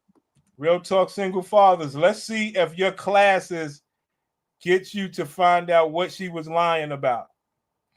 On Bo's panel when you were on there? It's a little tricky. I'll let you know it's a little tricky. You got to see through it a little bit. That was something very offensive that I kept hearing on this panel. Nobody gave a damn about whether it was offensive to women. They kept saying it because they felt like it's true. It's a statistic. It's not an issue. Y'all will be able to handle it. Now I'm telling you the same thing. It's true. I don't care. You'll be able to handle it. What thing are you okay, so when me, you, Bo, and Babai was talking, we talked about how men kept saying on this platform right here, yeah, women not being able to conceive and need to hurry up and have a baby at 18 is quite offensive to a woman that is like 30 and may have a miscarriage. That didn't stop nobody from saying it though. That is what? Yeah, you're the one that said it. It's not the same thing. Hold on. Can you repeat what you said? You said it. You said that women start having fertility issues and that's why they need to have kids 18 to like 23 or 18 to 25. And I was like, you realize that could be very offensive for women that are having a miscarriage. And you said, yeah, because that's the point. No. You're getting older and you need to have kids younger. Let me clarify. Let me clarify what I was trying to convey. But now I'm sitting here saying that I don't give a shit what a random man is saying. That's a problem. I need to give a shit about random men when I'm sitting here saying, damn, it could be a woman right now on this panel having a fertility issue, and you're talking about it. Can I ask you a question? If I told women, woman right now on this panel, you need to have kids younger. Let me. Yeah, because that's the point. It was like, you realize that could be very offensive for women that are having a miscarriage. And you said, yeah, because that's the point. No. You're getting older and you need to have kids younger. Let me clarify. Let me clarify what I was trying to convey. But now I'm sitting here saying that I don't give a shit what a random man is saying. That's a problem. I need to give a shit about random men when I'm sitting here saying, damn, it could be a woman right now on this panel having a fertility issue, and you're talking about it. Can I ask you a question? If I told women to wait till they're 30, there you have it. There could be a woman on this panel having a fertility issue, and by you saying something about that, that's offensive. Because women in their 30s be having miscarriages and stuff. They have kids. Mm-hmm. Would it still be the same argument of the women potentially having a miscarriage after 30? The same issue or chance or likelihood or whatever of having a miscarriage between 18 and 25 applies to the women between 30 and 40, right? That's not what you were saying. I never. What your point was is that when you wait, the way you made it sound, Darwin, is like having a fertility issue after like mid-20s. That's her fault because she didn't have a kid at 18 to 23. After like mid-20s, that's her fault because she didn't have a kid at 18 to 23. Is that when you wait, the way you made it sound, Darwin, is like a woman having a fertility issue after like mid-20s. That's her fault because she didn't have a kid at 18 to 23. That was your sum of the shit that you were pretty much saying. That's what you heard it, but that's not what I said. Now, did Real Talk Single Fathers, was that man lying? Was that man lying, Real Talk Single Fathers? Mid-20s, that's her fault because she didn't have a kid at 18 to 23. After like mid-20s, that's her fault because she didn't like what your point was is that when you wait, the way you made it sound, Darwin, is like a woman having a fertility issue after like mid-20s, that's her fault because she didn't have a kid at 18 to 23. That is now, Real Talk Single Fathers, is that the truth? Is it her fault? This woman's sitting up there lying, trying to say, no, it ain't her fault. Well, whose fault is it? Whose fault is it? That was your sum of the shit that you were pretty much saying. That's what you heard it, but that's not what I said. So what I said can be contextualized by the individual who's listening in the way they want to hear it. And you cannot blame me or burden me for that, on how you discern what I'm saying. That's on you. We can have a conversation. But that's the difference. I didn't burden you about it. Have a conversation. I didn't check you about it. I didn't say nothing about it. I took it to the chin. Now I say I don't give a shit about what other people feel. They can't take it to the chin. That's my whole point. What's healthy for a communication to say, I hear what you said, but based on what you said, this is how I interpret it. Is that what you meant? And then I could have been giving you more. We did that 2 weeks ago. Darwin, you are always saying something that is highly offensive to women. We did that 2 weeks ago. So, Real Talk Single Fathers, she said him saying that it's their fault that they got old and starting to have miscarriages is offensive to women. Is that true or false? Well, should it be true or false? Because it's damn sure it is offensive, because they want to hide and lie their conditions to the next man that could fall into a miscarriage trap with their ass, right? But it also is true that men should know that. And you should know that men know that. You understand me? So when we had to talk about the 80 versus 20, and you doubled down on it. We told you, is this what you meant? Because it was hurtful. And you doubled down on it. I heard you the first time. I accepted it. Now I'm saying I don't give a shit. I don't give a shit about people. And now everybody's like, oh my God, she don't care. Okay, oh no. Let's try to stick at one. Let's try to stick on one point at a time. We can get to the 80-20 issue. But the thing what do you mean, what, Sweeney? My point is, if Darwin can say something that is offensive to people, and we have to women, and we. So he said something about they should have had their babies earlier. When they start having miscarriages, it's offensive to them. And that's what we want to normalize. We want to normalize men being able to say these things. Nah, sweetheart, it's a free country. You waited. Yes, your fault. And then they're supposed to, guess what they're going to ask you, Real Talk Single Fathers? They're going to say, how can you explain to me that it's my fault? And that's when all the classes that we have taken, it all pays off. You understand? How you gonna sit there and say it's my fault that I had a miscarriage in my 30s? Right. Pussycat Facts report, please.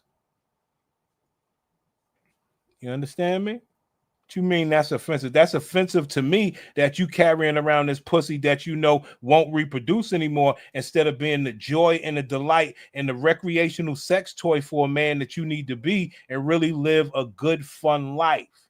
You're still willing to hide your reproductive system failed. Everything's a big trick and a big lie. But now you're mad that he offended you by saying, "Nah, I know what your box is about. I know it's your fault if you didn't do it after 27. I mean, before 27. And why it's miscarrying." Okay?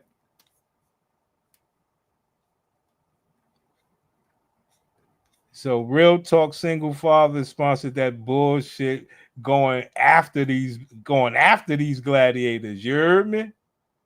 I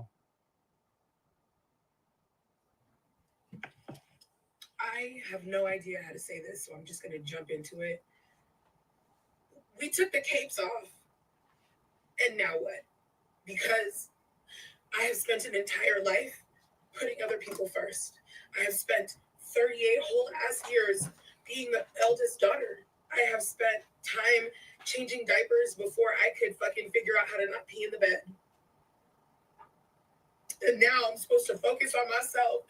And I feel like I just walked into a hoarded house. I have no idea where to start. I have no idea.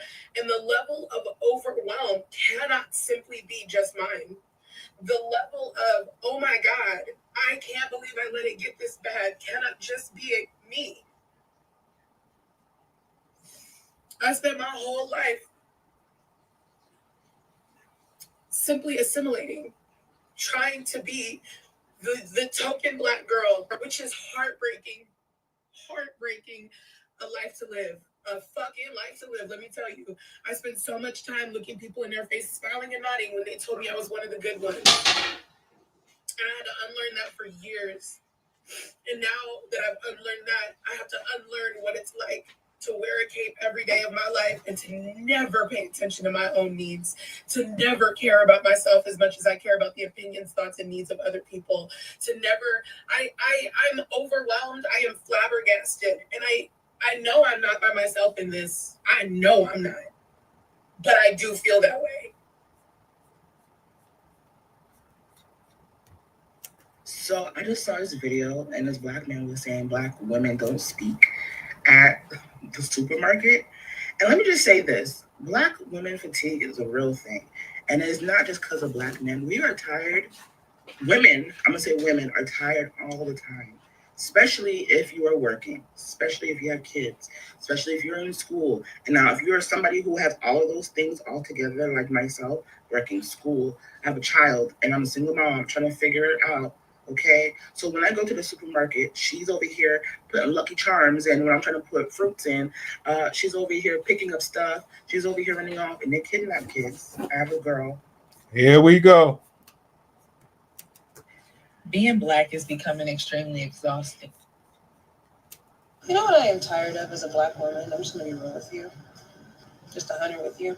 I am so sick of every time I speak up to someone who is not Black, it is immediately considered aggressive. The moment my tone goes up, the moment I the moment I speak truth, the moment I speak any type of truth or their truth onto them, I am now labeled, she's too much, ghetto, aggressive.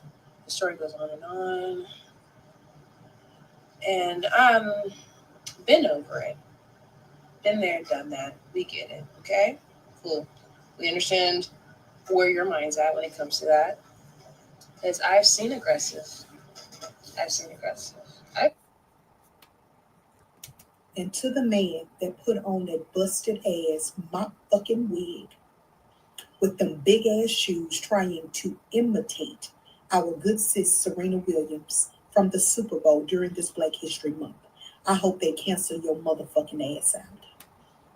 And I mean that sincerely, nigga. Because one thing I know for sure, us Black women don't stand a chance when it comes to our own men. Y'all love to mock. What she did at the Super Bowl was iconic. Not because of her previous relationship with Drake, but because she did that similar dance when she won.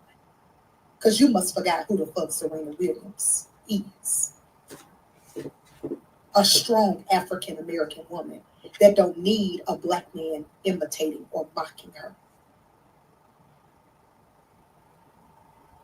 It's hurtful.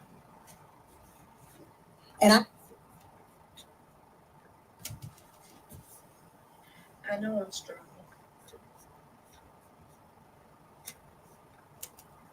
I don't know about y'all, but I am sick and fucking tired of everything in this world being dictated by what white people think and how they fucking feel. Because how are you going to tell me that black women are the #1 consumers of most things, but businesses and marketing teams don't market to black women because they think black women are ghetto, nasty, nappy-headed hoes who have 3, 4, 5 baby daddies, and they think that marketing to black women diminishes their image as a brand? The same black women that are putting money in their pockets. And I'm not making this shit up. I finally saw a black creator last night who works in marketing say the quiet part out loud. These businesses don't market to us because they think that the average black person is ghetto and fucking poor. And on the flip side, the ones that do market to black women have little to no black people working for them, or the black people that do work for them, they treat like fucking shit. The reason why we don't get black leads in fucking films is because white people feel like they cannot relate to black characters. The story could literally have nothing to do with race. Simply just put a black girl on the screen as the romantic lead, and it takes white people out. White people only associate black people with their struggle, which is why when they put black characters on screen simply just existing, white people feel like they can't fucking relate, because white people do not see us as human beings. They do not see us as multifaceted, multidimensional human beings. That's why we don't get fucking black leads. Monoracial, non-racially ambiguous, non-light-skinned, Afrocentric featured black.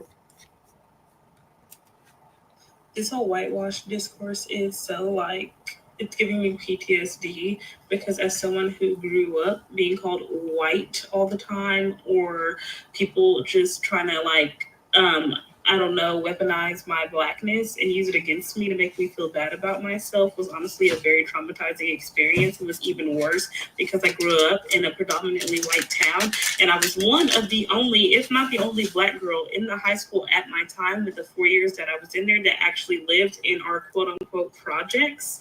And yet I still got called white every day. Every day. And then to make matters worse, whenever I needed help from my community around me, the only people that actually offered help to me were white people. And that resulted with me living with them. And it only pushed the bullying further, because then now people really believe that I didn't want to be black. But my thing is, like, when are people going to realize that it's really not, like, it doesn't matter where you're from. It doesn't matter what you call things. It doesn't matter who you hang out with. Like, you cannot go around policing blackness. Like, it's actually very annoying. So you get it, guys. These people are batshit crazy. I mean, why are we trying to act like it's some sort of scientific format? So now y'all got black fatigue because black people are calling y'all out, saying no and saying fuck around and find out. Now all of a sudden y'all are exhausted from black people. Like, y'all show every single day that y'all are more tired of speaking of the people that speak up about racism and inequalities, and y'all don't really care about the actual racism and inequalities that people suffer from. But we are the ones that have a victim mindset. Please make it make sense.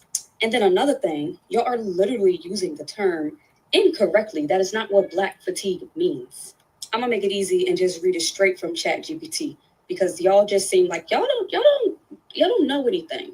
Black fatigue refers to the physical, mental, and emotional exhaustion experienced by many black people as a result of enduring systematic race. Batshit crazy.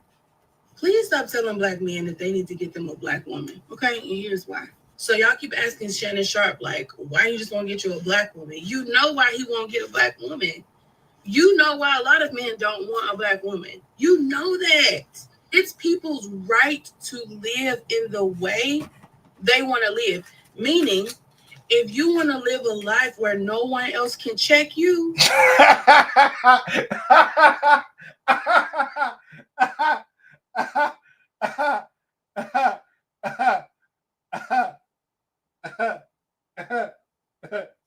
damn, brother.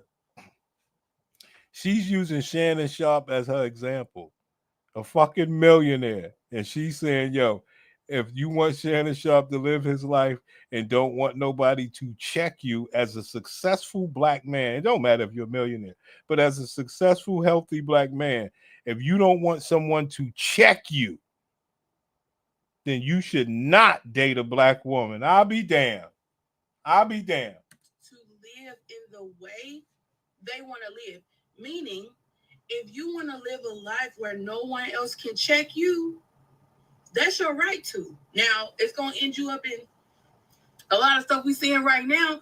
But if that's the way you want to live your life, you get to live your life that way. Some men live their life that way. They want to be the head honcho. They want to be the ones correcting people. They don't want to be under judgment, especially not from a woman. It's like, wait, you're inferior to me. Even though they're not saying it out loud, it's like, you don't get to tell me that I'm a man, you're a woman.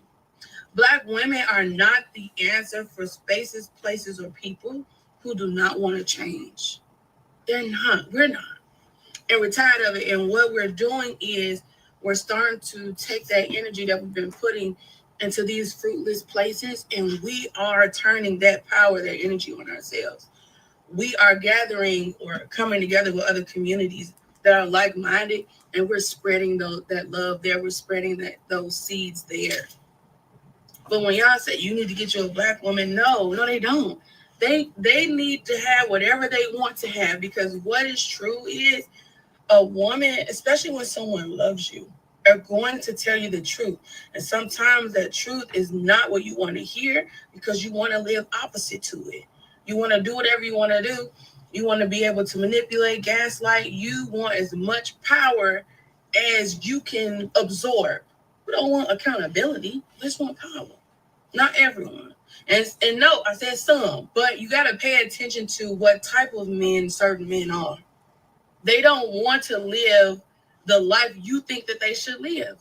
That is why they've chosen what they've chosen, because none of those things are in a position to check them. None of those things are in a position to keep them honorable. None of them are. They're picking things out of convenience, picking things that's easy to pick. They're picking things that's out of their convenience as a man.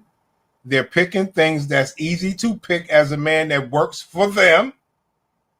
And they're being shamed for it. I'll be damned. Out of convenience, picking things that's easy to pick, so that when they want something new, they can just discard that and get something else. Just speaking for black women, we're done with the discarding. Now the discarding, now the disrespect, when we see it, it just reminds us in the places and spaces we don't need to be. We're not saving people, places, or men anymore. So when somebody need to get their act together, unreal. These people are loco. They're always saying females acting tough. Oh, y'all too aggressive. Y'all too this. We got it. Nobody talks about how hard it actually is to be very feminine when all your whole life you have to do is act hard. You gotta act like a hard man all the time. I genuinely want to live a soft girl life. I want to be in my feminine energy 24/7, but I am struggling so bad. I feel like for me, my dad kind of contributed to the fact on why I can't be super feminine, because he basically grew me up to think like you don't need a man for anything, like you got it yourself. So now I struggle with the thought of even asking a man for help. Like, why would I want you to help me in any sort of way? Why? I can do it myself. I definitely do want to be a person that can ask for help and not feel like there's anything wrong, and trying to untrain yourself, something that you've been trained to think, is very, very hard. And I also feel like depending on what man you're around kind of dictates whether you're really able to thrive even in your feminine energy. I feel like you have to be around a masculine man who allows you to just be a girl. So if you guys have any tips and tricks on how I can tap in more into my There you go, guys. I mean, I only reason I did it like that is just run it down for you. Like you can pick anybody, King. These bitches are batshit crazy. If you seeing this, please hear me out. If you've been following me for a while, I think we seen that hoe before. I'm gonna say this, I'm gonna let it ride. Black women for the next 4 years, we're not coming to nobody rescue. We not marching on nobody's behalf. We're not doing none of that. We're gonna let it ride.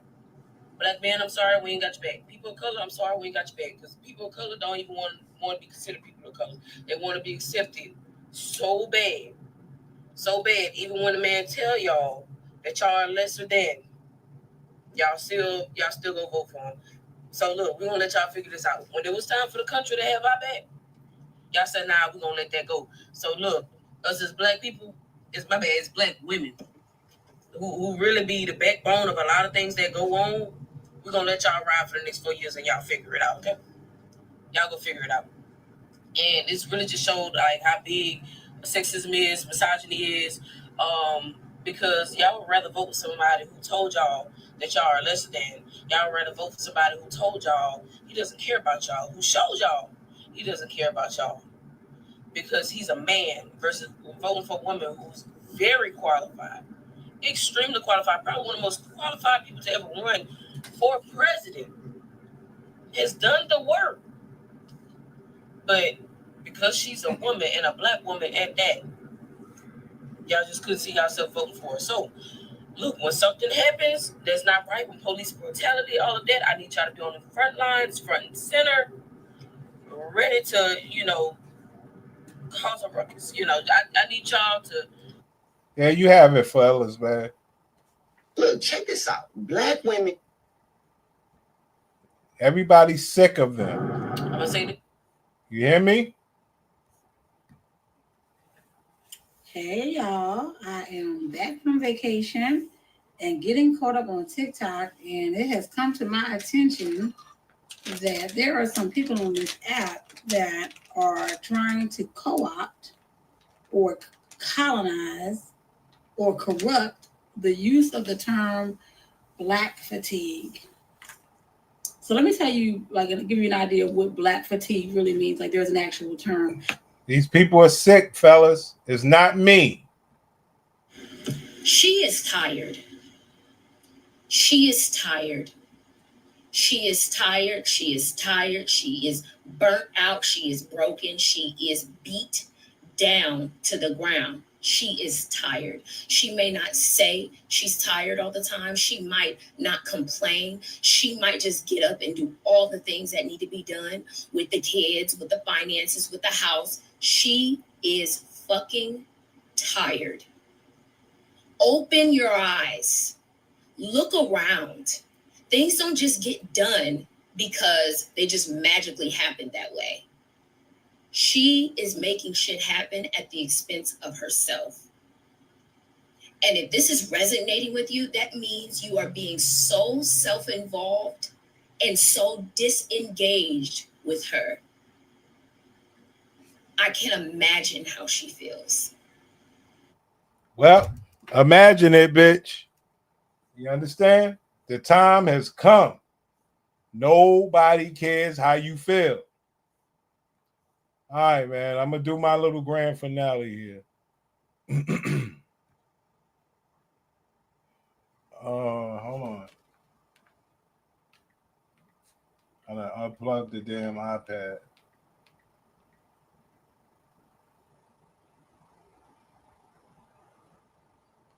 Here we go, guys.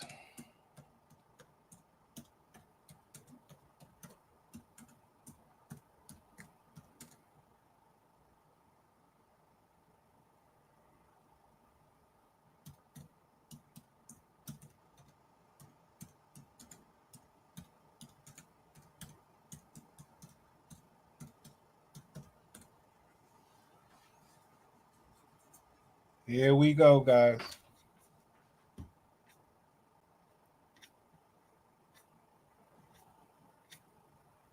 Where's that girl at?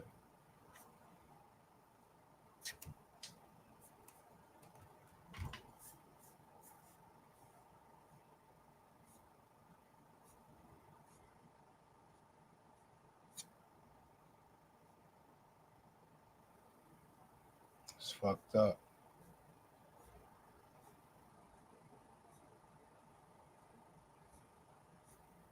Can't find this white girl. I might have to play it. They go and make laws about it. And this is what they need to understand.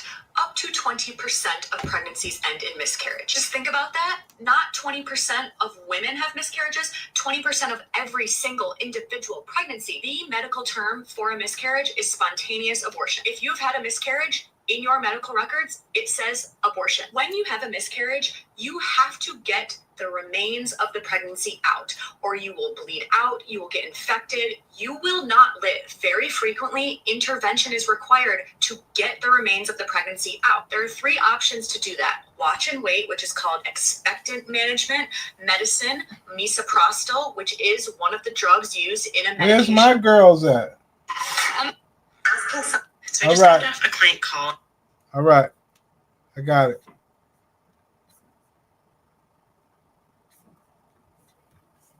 Fertility is not a joke. 1 in 6 people struggle to get pregnant. 1 in 4 pregnancies end in miscarriage.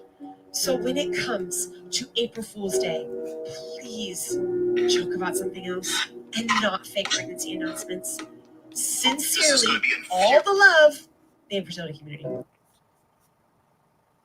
Hold on. It's this dude. This dude.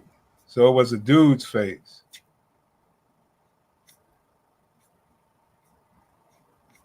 All this other stuff is good. I was just trying to get to that dude.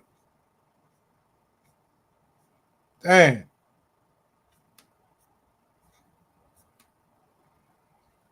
You know, sometimes they give you this different search shit on TikTok. I mean, on the computer. All right. Creating to watch. Listen to what this. All right.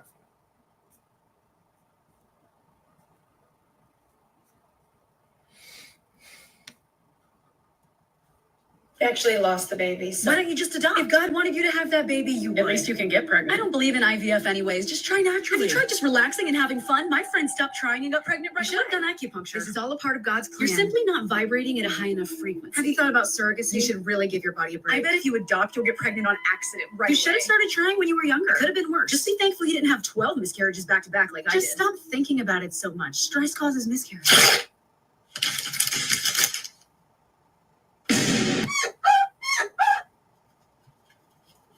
Actually lost. What the hell? Unbelievable. Asking someone if they are pregnant can be a very triggering question. I have been very vocal about my miscarriage with you guys, and yet I still get insensitive comments from people asking, or more so assuming, that I either am pregnant or look pregnant. Not to my favor, I do have thick skin thanks to my pageant days, so these comments don't really get to me, but I can't help but think of the thousands of women that receive these comments that are either struggling with infertility, body image, health issues, or in my case, a recent miscarriage. So golden rule, if someone has not shared that they're pregnant, there's no reason for you to ask or assume. So yeah, when it comes to this box, they, like I say, oh, here it is. Here it is. This is going to be infuriating to watch. Listen to what this man says when he finds out she's had a miscarriage. Can you just be honest with me for once? Yeah. She's only been 6 weeks alone. It doesn't matter, Nicholas. You didn't even know until they told you. It doesn't matter, Nicholas. Look, I 100% understand. Miscarriages are difficult. They are a tough time. And you are absolutely right. I should have been there for you because you were going through a ton of shit. Right? I get it. And I am fucking glad for the fact that you weren't 7 months along or 9 months along and had a miscarriage or a stillborn. It's the emotional attachment you have at that point. I am glad that you didn't even know until they told you.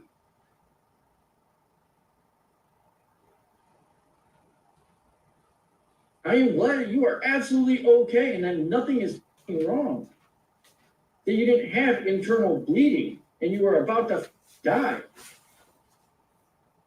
Like, I sound like an asshole, but you didn't know until they told you. And if I were here, I would have been by your side the entire time. I already suspected you were pregnant like 2 weeks before that. Before I fucking left. I've always done the videos where you share with me what men have said to you after you've had a miscarriage. But this is the first one I've seen where someone called it on camera. Men, we cannot be like that. This is going to be infuriating to watch. There you go, guys. You cannot be like that. You hear me? I experienced a miscarriage. We came here for my 7-week pregnant, and he didn't have a heartbeat for the baby anymore. Ma'am, you got gray hair. You ain't got no business having no baby. You need to cut it out. Bitch got gray hair talking about I had a miscarriage. If God is such a good father, why does he allow things like infertility, child loss, and infant loss to happen? To answer this question, we got to go all the way back to Genesis. In the beginning, God created a perfect, blemish-free world. But because Miss Eve decided to eat the forbidden fruit, the start of sin happened and the fall of mankind happened as well. Meaning the once unblemished world that we had became flawed and bad things started to happen. So if we want to get technical about it, bad things happen because of us, because we're sinners and we live in an imperfect and sinful world, which wasn't God's original plan for us. So that takes me to my next question. If God is such a good father, why did he let my child die? In order for us to try and make sense of this question, we have to have an understanding of heaven. Because scripture has big promises about heaven. It tells us that those who gain eternal life will no longer be confined to the illness, the difficulty, and the trials and the pain of this earth. Listen, I've had an incredibly hard life, and I find so much comfort in knowing that my daughter will never have to be touched by the things that I have gone through in this lifetime. I think you start to understand death differently when you realize that this world has nothing. We are fucked up out here, players. All right? One thing that most people don't know is when men get a semen analysis, the World Health Organization has created the standard of acceptable levels at the 5th percentile. So that semen analysis, if he passes, cool, 95% of men have better sperm than you. Depends on where he is in passing, but See? They start talking about you guys, but if you talk about their infertility, then it's a problem. Okay? I'm just trying to put you on to where this stuff is going. This is where everything's going. Who's the real problem? We already realized from a moral standpoint, it's them. But now they want to try to bring the men involved. Oh, your semen ain't right. Well, most of the time, the men's semen is right. Yeah, we're going through infertility. We have to do IVF to have our baby. Oh my God, that's so exciting. I mean, you could just have one of mine, though. We have too many kids. Thank you so much for sharing that with me. I know that's really hard. I'm here to be just a listening ear or even someone to vent to. If you don't want any advice, I am here. Our embryo transfer, unfortunately, didn't work. I mean, it probably just wasn't your time. You can just easily do it again, right? You have more embryos? I'm so sorry. I know you literally did everything you could, followed all the procedures, took all the supplements. I know that this is so hard. Yeah, we are facing male factor infertility. Oh, so you like just use a sperm donor, right? Or like, oh, like when I was getting pregnant, I just like peed on these strips and they told me that I was ovulating. Did you try that yet? I know that's really hard for both of you. So do you guys feel comfortable? Yeah, these people are babies. What Sean Welbeck said, they stay whining. This is sick. Yo, these people are sick, bro. I don't even know how we do this shit, tell you the truth. I don't even know why we put ourselves through this garbage. Looking at me like you want my man.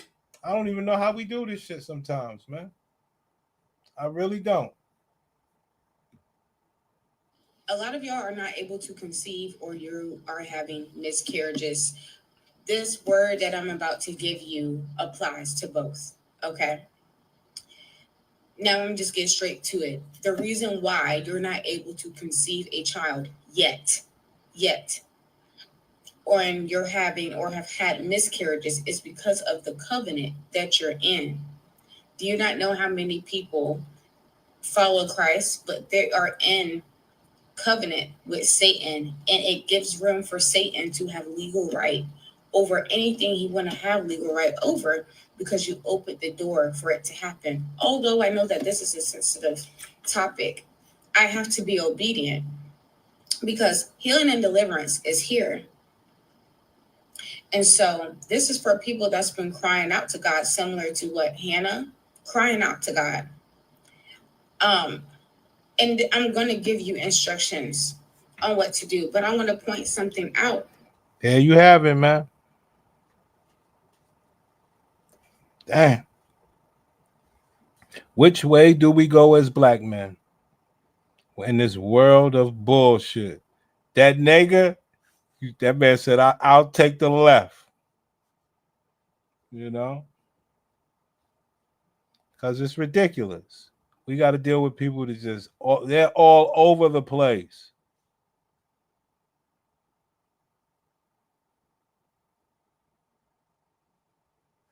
They fucked our sisters up, players. What they call that shit irretrievable. Cannot bring that home. You just can't. Now, this woman's a church woman. So you know you hope that she holding her pussy. But the bitch is so goddamn batshit crazy.